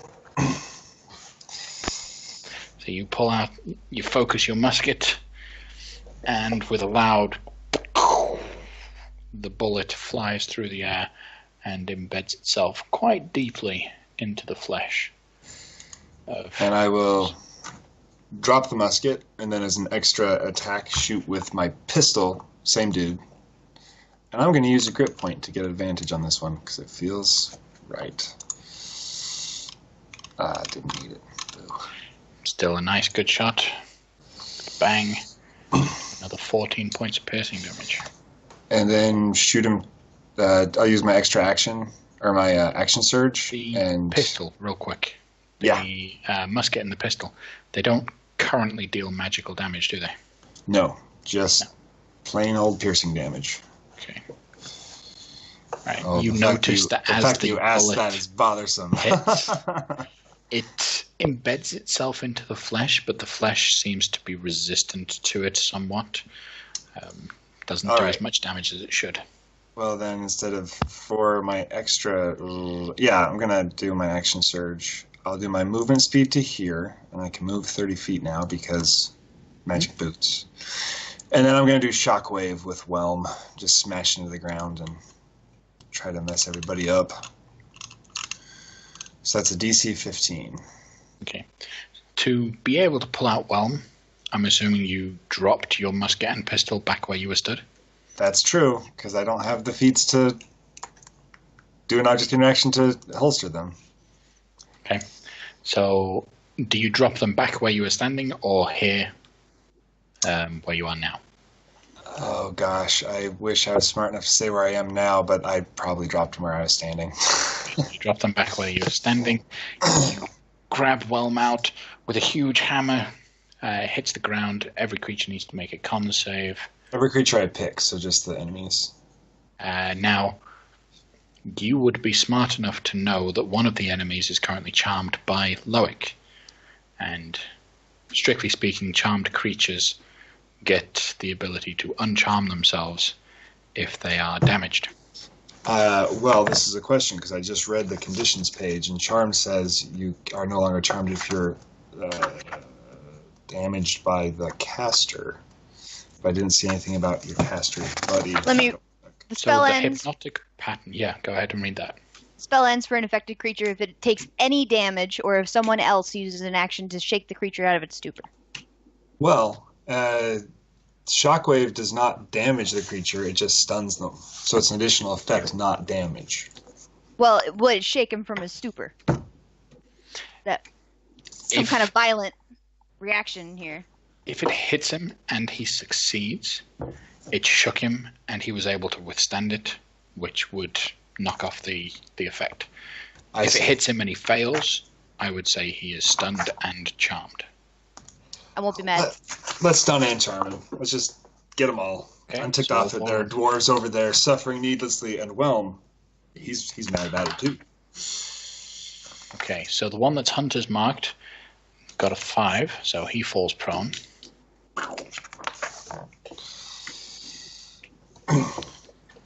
The one on the other side of Artir, he fails as well. Third fail. Fourth fail with one powerful shot. Ooh. You knock all 4 of them to the ground. They are all stunned for the next minute. But they will repeat the saving throws. Okay. Anything else from you, Gil? That should be everything. Okay. So the salamander that was stunned and charmed, he gets the opportunity to save on his turn, or not. No, he doesn't. And because I said previously he's not, we will remain with him as incapacitated. Yep. So that's it for him. Loic, you're back up. All right, just gonna move here so that I can get an eyeball. And this is the same one here that Gamel was just shooting at, right? Yep. Okay. And if I wanted to reach out with my tentacle and grab his gun and throw it at him, would that be an entire action? Yeah. It would be, because you got to pick it up and then throw it. I don't think he wants me wasting an entire turn not doing any damage in exchange for that. So I will go ahead and fire. No, not firebolt. That'd be dumb. Ray of Frost. Ray of Frost, the same guy that he was shooting at. Okay. So you cast a Ray of Frost. 19. Unless I've got advantage. Well, that's the question. It depends. Ray of Frost, that's a cone that's created, right? No, it's a line. It's a ray. There's a cone of cold, and then there's Ray of Frost. Yeah. Okay. So he is a prone creature, and this is a ranged attack. Well, they're all prone, aren't they? Yeah, they're all prone. Then it won't matter. Okay, so that's disadvantage. Yeah, so 19, well, it's still going to hit. Still going to hit the creature. So he will take 18 points of cold, which you notice that as the frost goes over his flesh, it is actually a lot more damaging than it would be naturally. The flames start to flicker out of as it struggles, and this creature looks very weak now. I'm going to move back to where I was now so that he can't see me anymore. Or he has a tough time. Okay. Then Artia. I will continue to strike out at this very same enemy that everyone else has struck. Okay. You have advantage because he's on the floor still. I will not swing recklessly, though. A 24 to hit. That's a nice, powerful hit. Go ahead and roll the damage. Okay. You swing the greatsword down, and with a heavy thud, it hits the ground on the other side of the salamander, killing the creature before you. Excellent. I get an extra attack now for Great Weapon Master since I killed him. So that's 2 more swings, and I will do that at this guy. Okay. Again, with advantage because he's still prone. And I will take my Great Weapon Master penalty. 22. That'll hit. And 15. Okay. Both will hit. Go ahead and roll the damage. 25 and 26. Okay. Nice, powerful swings as you attacked. However, both attacks do cause some spray of flesh back up towards you.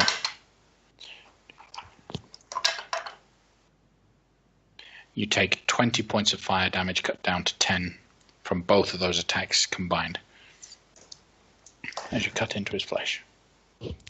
It hurts very much. I don't know if I mentioned that. Anything else from you, Arte? Okay.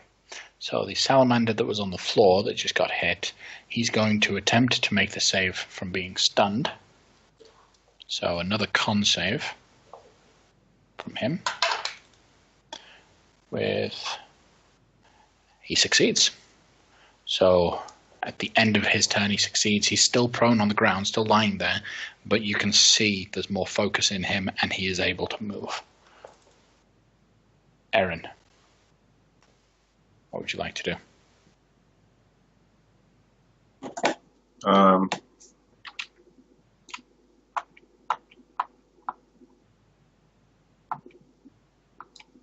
move to there.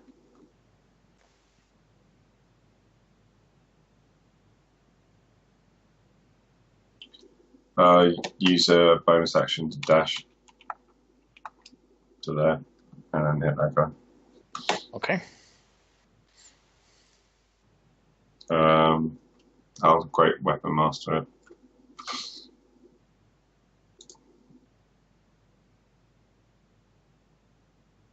Okay, with Terminus in hand, that's a powerful hit. Go ahead and roll the damage.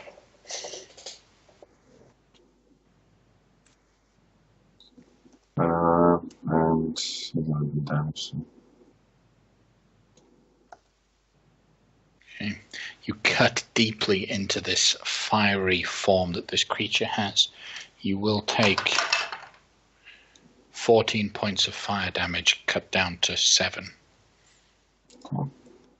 Because of your resistance. As you hit into it, anything else from you, Aaron? Attack again. Okay.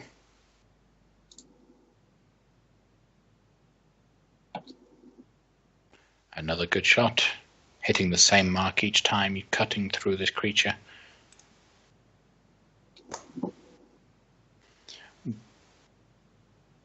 Okay, so as this second time you cut in, you will take an additional 7 points of fire damage. I've already halved it down to 7. The creature looks very weak at this point. Its flesh is struggling to stay on its form as it's just taken hit after hit after hit. Well, the target of Angaste's glare has been killed, so there's no more a connection between you and the target. Okay, and I do it again. Excellent. So this time, Angaste turns her glowy glare to this one. Sorry, Okay. I've got the wrong tool selected. And I need to, once again, Reptilian Roar. And I will roll Intimidate, which is 11 this time. Well, here's the thing. He is stunned. So we need to check how that affects this situation.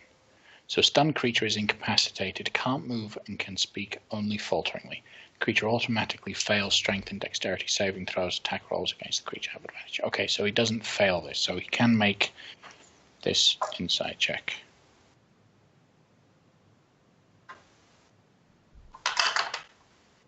So what was the 11.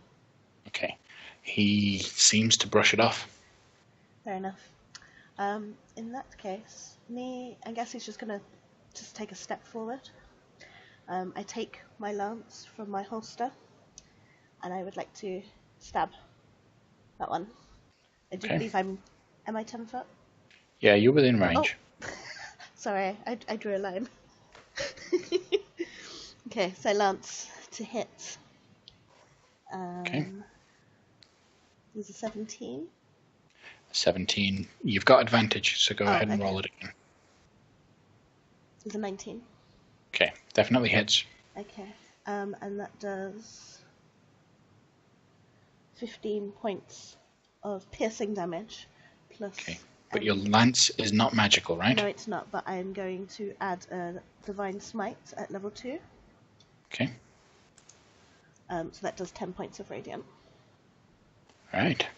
So as you're poking him full of holes, you see that the actual poke doesn't do too much damage, but the radiant essence that seems to come off of you as you push in does seem to affect its form.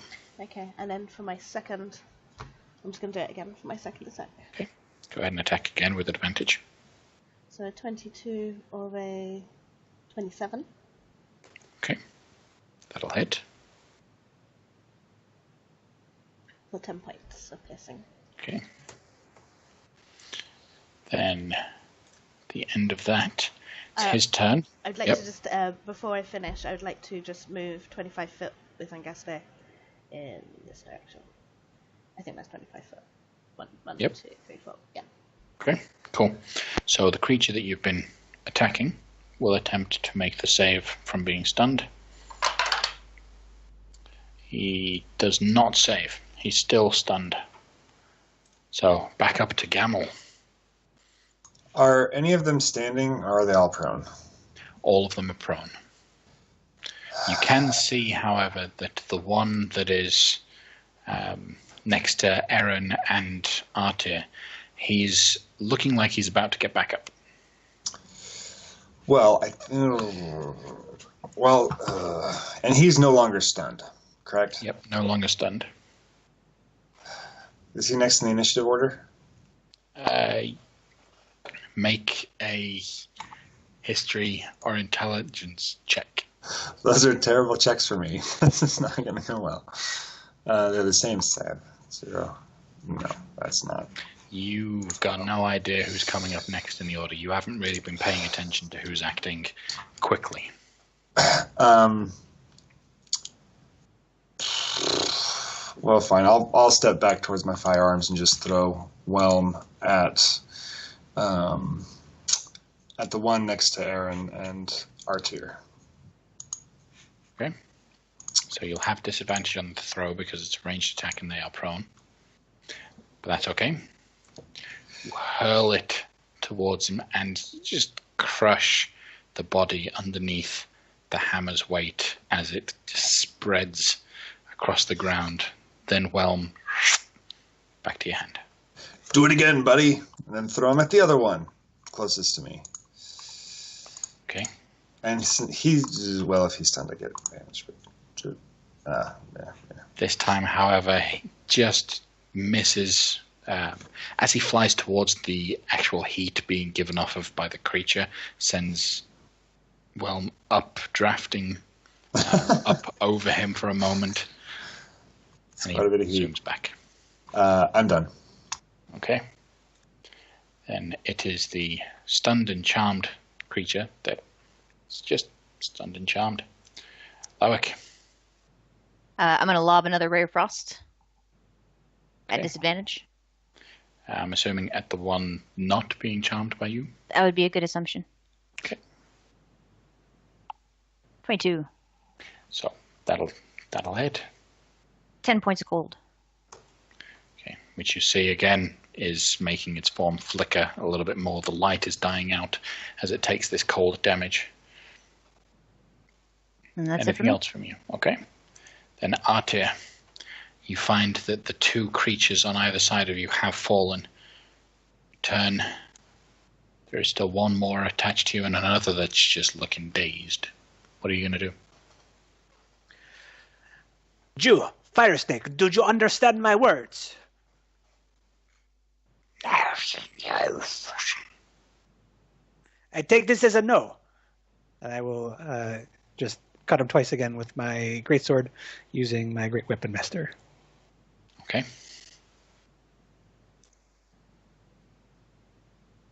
You definitely carve into him. 20 and a 16. Both attacks do hit. For 28 and 29. Okay. As the second attack lands, the creature's form just tears in two and falls limp underneath your attack. However, from those two attacks, you do take an additional 16, cut down to 8 points of fire damage. Still hurts! And I move up and take my third swing, granted by Great Weapon Master, at the charmed and stunned guy. Okay. How about you, Fire Snake? Did you understand my words?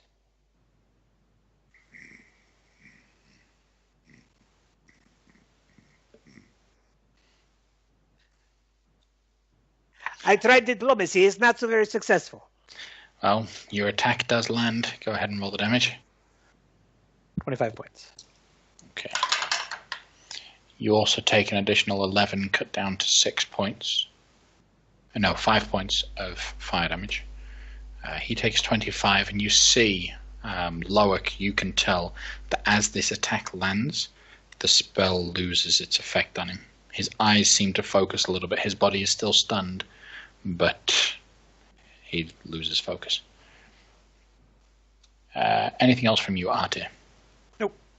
Okay, Erin, you also noticed that this creature that had been stunned and charmed previously is probably not charmed anymore. Okay. Aaron will move next to Altea and sort of shoulder next to him and he's like, I take it this is one of your cousins. And it comes down with Thomas, with Great Weapon Master. Oh, sorry, before I do this, I will move my Hunter's Mark as my bonus action onto him. Cool. So you focus, moving it to him. Go ahead and attack. It's a good hit. Definitely hits. So 24 plus slain.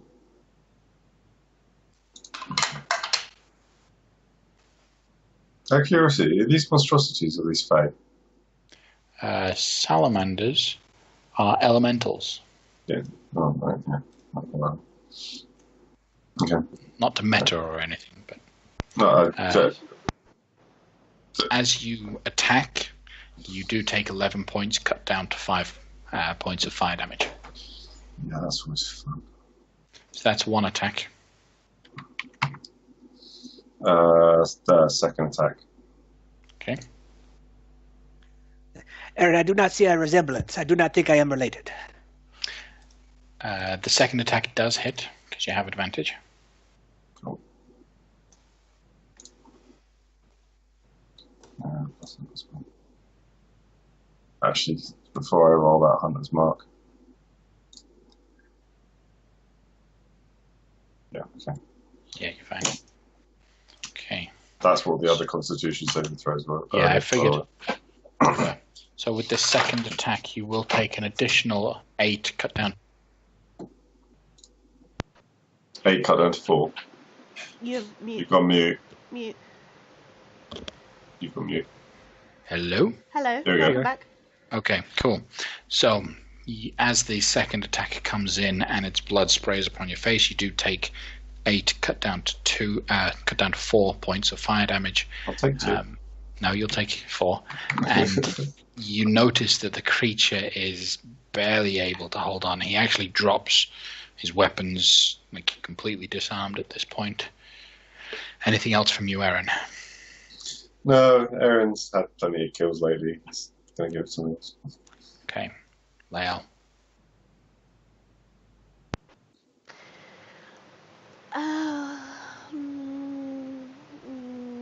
Okay, I guess it's gonna move 15 foot. Which then should give me, yeah. I take my lance and I plunge it into the fiery flesh of the salamander, or attempt to. 21. Got advantage. Go ahead and roll it again, just in case you crit. 19. Okay, so the attack hits. Excellent. Then it takes 9 points of piercing. Okay. As you poke the last hole into the flesh of this salamander creature, it screams out in pain. And blood just sprays all the way up your lance. Thankfully, you're more than 5 foot away from it, so you don't get affected. But the creature just tries to clutch onto the lance, and then it goes limp and dies. Excellent. All light in this room slowly dissipates and disappears as these forms are now cooling off effectively, and the innate fire within them dies. With the time remaining on my Aura Vitality, I would like to just churn out healing for both Erin and Artia. Would it be enough to bring them to 4? How much time do you have left? So it lasts for 1 minute, which is 10 rounds. We've done 2 rounds. So I have 9 rounds. I can't add. 8 rounds left. 8 rounds left. So you can do 8 rounds of healing. Alright, cool. So you get 4 How often can you use this Aura of Vitality? As many level 3 slots as I have, which is only Okay, 3. so it's a level 3 slot. Okay, Yeah. cool. But yeah, that's why I don't want to waste it. Very precious resource. So I'll just write down the healing in the chat, and the first 4 will be for Arte, the second 4 will be for Aaron. Is it possible to also heal some of the dwarves up that way if they are caught within your aura? Within 30 foot, yes. If she chooses to do so, Yeah. she has to actively choose to heal them. Okay, sorry. But it's possible. And if Loic thinks that and suggests that to Lael, then I'm sure Lael would. Hey, Lael. You think you could spill some of that good stuff on some of these pitiful looking dwarves? Might help them escape a little easier. Sorry. How many are there in my radiant aura? There are 10 creatures. Okay, so the first 2 are for Artir, the second 2 are for Eren, and then the rest will be... I could do it 8 times. The rest will be for the dwarves. Okay.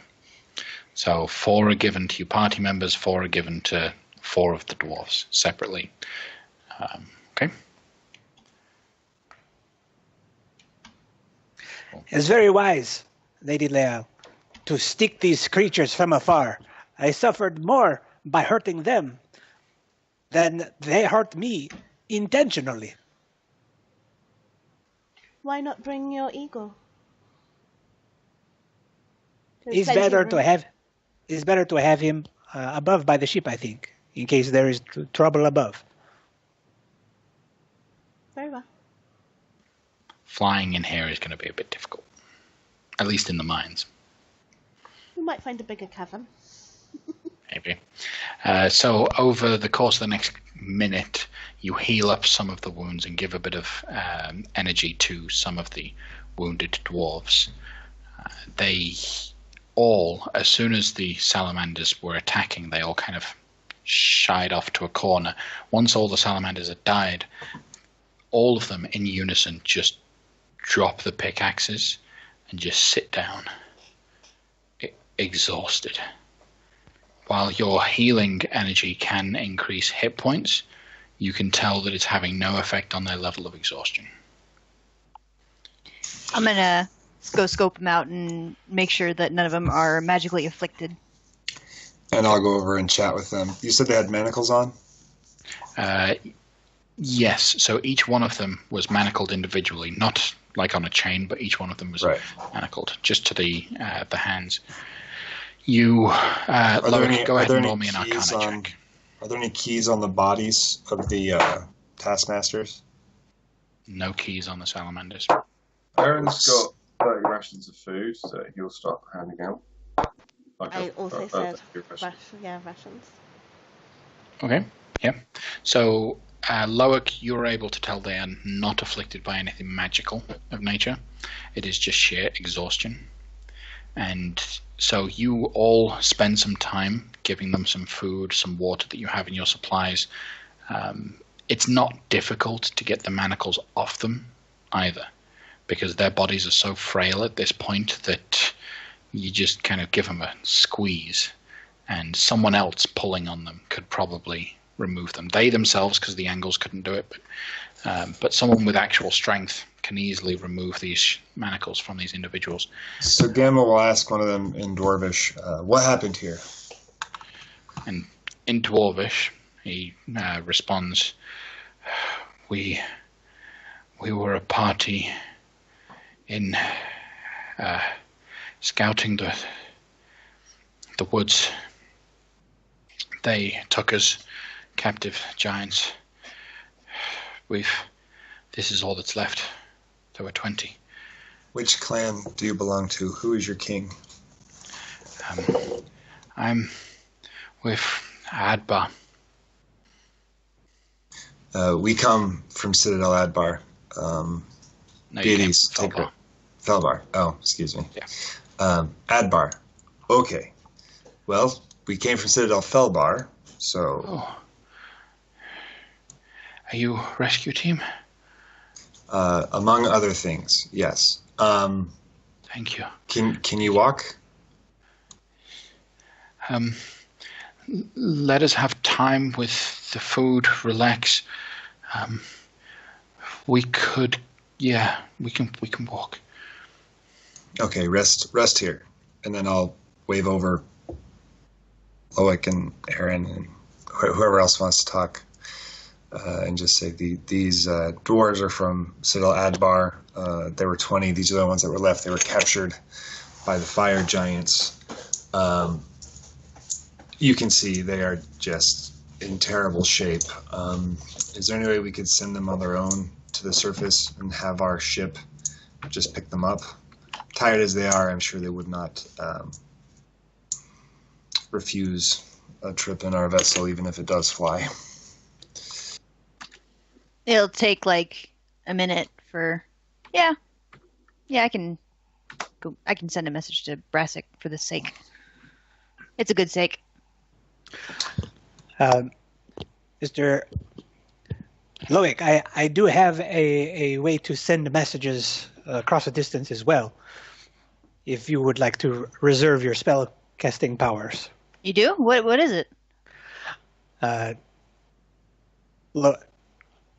Artir pulls out a little figurine from his pouch, and it looks like a bird of some sort. It's like, I can send this message through this bird. It will come to life, and it will send a message to our captain on the ship. You have a magical figurine? Jace? Where did you get this thing? Are you familiar with these? These are awesome. Where did you get this one? This is from a friend in Waterdeep. What's your friend name? I might know him. You are very unlikely to know my friend. Okay. All right. Yeah. That's a fantastic idea. Let's use the figurine. Irmo is his name. No, I don't know an Irmo. I might have. You probably haven't. Irmo is a fairly common name. No, an Elmer. He's not them. So Loic, you summoned the little creature, the little raven, I think it is. Yeah. And I say, Mr. Bird, and I describe Captain Brassic. Say, please tell the captain that it's like a sending spell, so 25 words. Mm-hmm. Tell the captain. What's our party's name? Twilight. We have at least 3.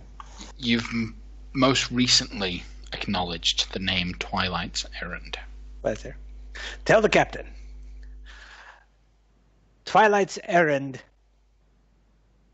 requests you pick up these dwarven refugees and feed them and shelter them. Barbarian can't count. It flies off.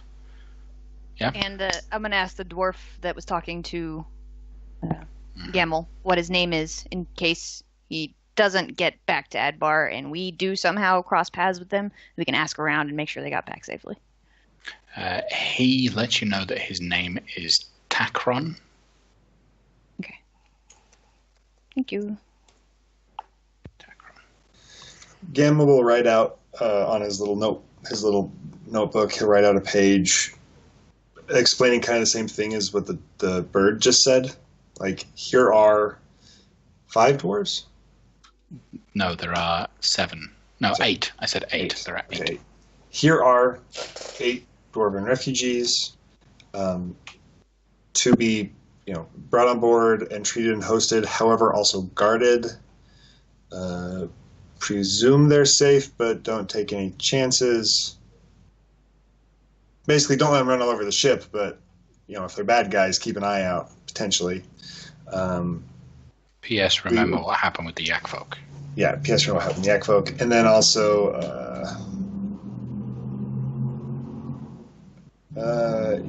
that's what we'll do. So I'll give that to Fleet Dwarf, and I'll explain. We have to go further on to prevent anyone from jumping you from behind. Down this hallway, there's an elevating platform. You get to the top of it, and a magical ship will come from the sky to pick you up. That is safe. Get on board and give the captain this, and you will be housed and treated until we can come get you. I was praying for a miracle. Moradin's beard. This is a strange one. It's a strange one, but the vessel is also stocked with dwarven fare, so Moradin's presence can clearly be felt here. Be nice to have a good mug of ale. And they all kind of help each other back up the corridor. They get into the lift as it takes it up. Nope. Aaron would like to just, for a second, I drew this map. Probably didn't do a very good job. And you guys seem to have been down here a lot. Can you help me to find a route to the main forge area, or where the main, the main giant is, Zoltan? Yep. So he takes a moment to look over the map, and they actually talk amongst themselves, and very quickly a moment goes by, and they seem to be talking a little bit quicker now, back and forth in Dwarvish. It's like, no, this corridor broke down a long time ago. Then you got this one. Remember, we mined through this one, and that's where this person died, and they start chattering. He holds out his hand expectantly, probably for a pen or something, but he doesn't actually look up to you. Just hoping. Yeah, I handed. Well, I've been using like charcoal or an implement or something. So then he starts editing and changing the map that you were drawing, making it a bit more refined. You now have a fairly solid indication of the exact mine shafts you need to take. He doesn't go into detail about any of the mine shafts you shouldn't take. He just makes a point to say, okay, this point, take the third right, then the first left, and so on, indicating don't go down others, but he doesn't draw the map of what happens if you go down the others. But you do now have a more secure, more solid map of the mine structure. Okay. Thank you very much, Zoltan. And I've got a... Tacron, sorry. I've got a last question for him, too. From me. Just real quick, did you see anyone other than Zalto that would be particularly that we need to particularly look out for? We know about Zalto, but what kind of crazy freaks does he have running around at his behest? Have you seen any besides the salamanders?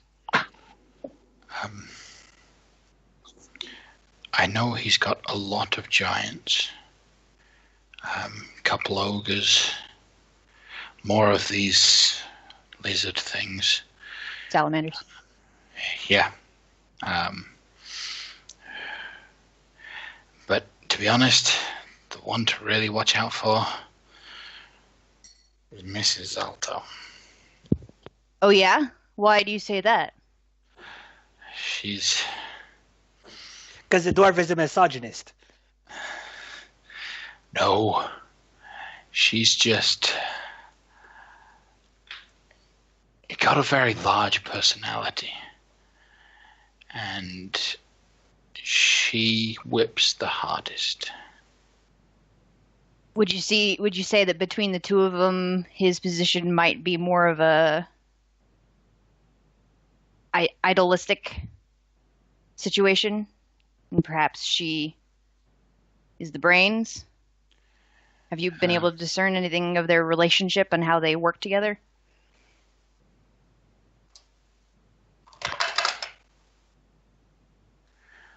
There's no doubt Zalto is in charge. He is running everything, but there are a few cases that I've seen him with the other one, with his wife. She has managed to persuade him to change his mind. Okay, so perhaps she's more of a diplomat than him. Maybe. All right, thank you. Thank you very, very much. That is extremely useful information. And to reward him, I will snap my fingers and make him clean. Thanks. That's all I got for you. I can't heal. Thanks. But Loic leaves You all the other wouldn't dwarves happen dirty. to have clothes on you? As you kind of look down, you realize, yeah, all 8 of these dwarves are naked. Aaron's got his old common clothes. He brought some new clothes, to more stretchy clothes, to thingy. So he's got some older clothes he can rustle out of his bag. They won't fit very well because they were baggy for him, so they're a little bit tad. But he'll handle them. Leo speaks up and says, "On the ship you will find a gnome named Callum. Tell him to share his clothes with you, and he will outfit you all. They may be a little bit frilly, but there should be enough for all of you." Okay, thanks. He does take the little bits of cloth that you have, Aaron, and starts kind of handing out bits. They don't wear them at all as they're meant to be worn, but they all just wrap them around as loincloths effectively to protect their dignity as they are headed out of the mines into the cold mountainside. As they disappear off into the darkness, you find yourselves... Aaron wonders if the cold affects them, the dwarves, the same as it does at half human elves. You'll have to investigate to find out. So, now... Well, actually, with that in mind, Gamel's going to give them several torches, so at the very least they have a ready, easy way to light up a fire when they get up top if need be. It's a good idea. Very grateful for that. Is there anything else you're doing with these dwarves before they disappear? Okay. So they time it. They get onto the elevator as it takes them up into the distance. You all continue moving down the corridors, following the new map that Aaron has, and it winds itself back and forth on itself down another 250 feet. It's another, in terms of walking yourselves back and forth and up and down, or riding, it does take you another hour or so. So it's getting pretty late in the day now. You're looking, it's at least 2 hours past dusk by the time you get down. But when you get down to the exit of the mine shaft, you see this enormous iron door that just seems to be barring your way. And it is about a 40-foot tall, 20-foot wide iron door. Shall we knock? I thought we were... Is there a knocker on the door? There is a very huge knocker, and it is 30 foot up. I can reach that. Didn't the king say that only the giants can open these doors? The king mentioned that there is a main entrance to the area that can only be opened by a giant, but that you would be able to get access to the main complex through the mines. Kind of suggesting there is another entrance that only giants can go through. So, does this door? Which way does this door swing? Does it swing out or does it swing in? Make a perception check. I thought we were avoiding the door. And if we're here on diplomacy, why would we not use the front entrance? This door swings away from you. It doesn't seem to have any hinges on your side, but the way that the ground is leveled, especially from the fact that this is a 20-foot wide door, but you've followed effectively stone steps that work their way down towards it, there's no room for this door to slide towards you. It has to move away. Well, let's push on it then. See if it's open. Before we knock, let's just see if the door's open. Yeah. All right. Aaron will try and push it. Okay. It's a very heavy door, so I'll need you to roll an athletics check. And if anyone wants to help him, you can give him advantage. Push with him. Proficient with athletics.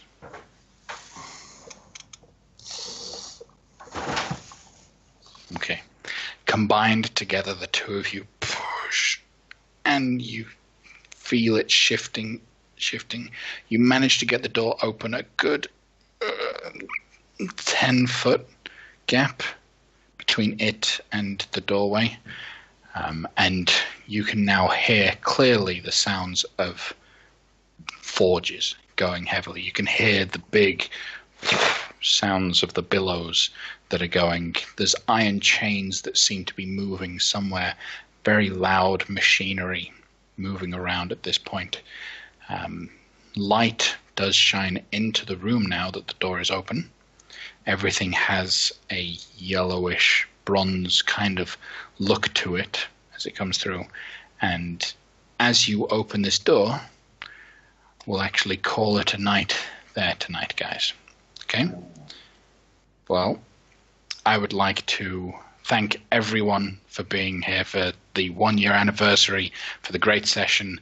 I had a lot of fun, guys. I really hope you guys did too. A quick announcement for anyone that's watching and for you players as well. Next week, I'm going to be out of town, and I won't be able to be here to run a regular session.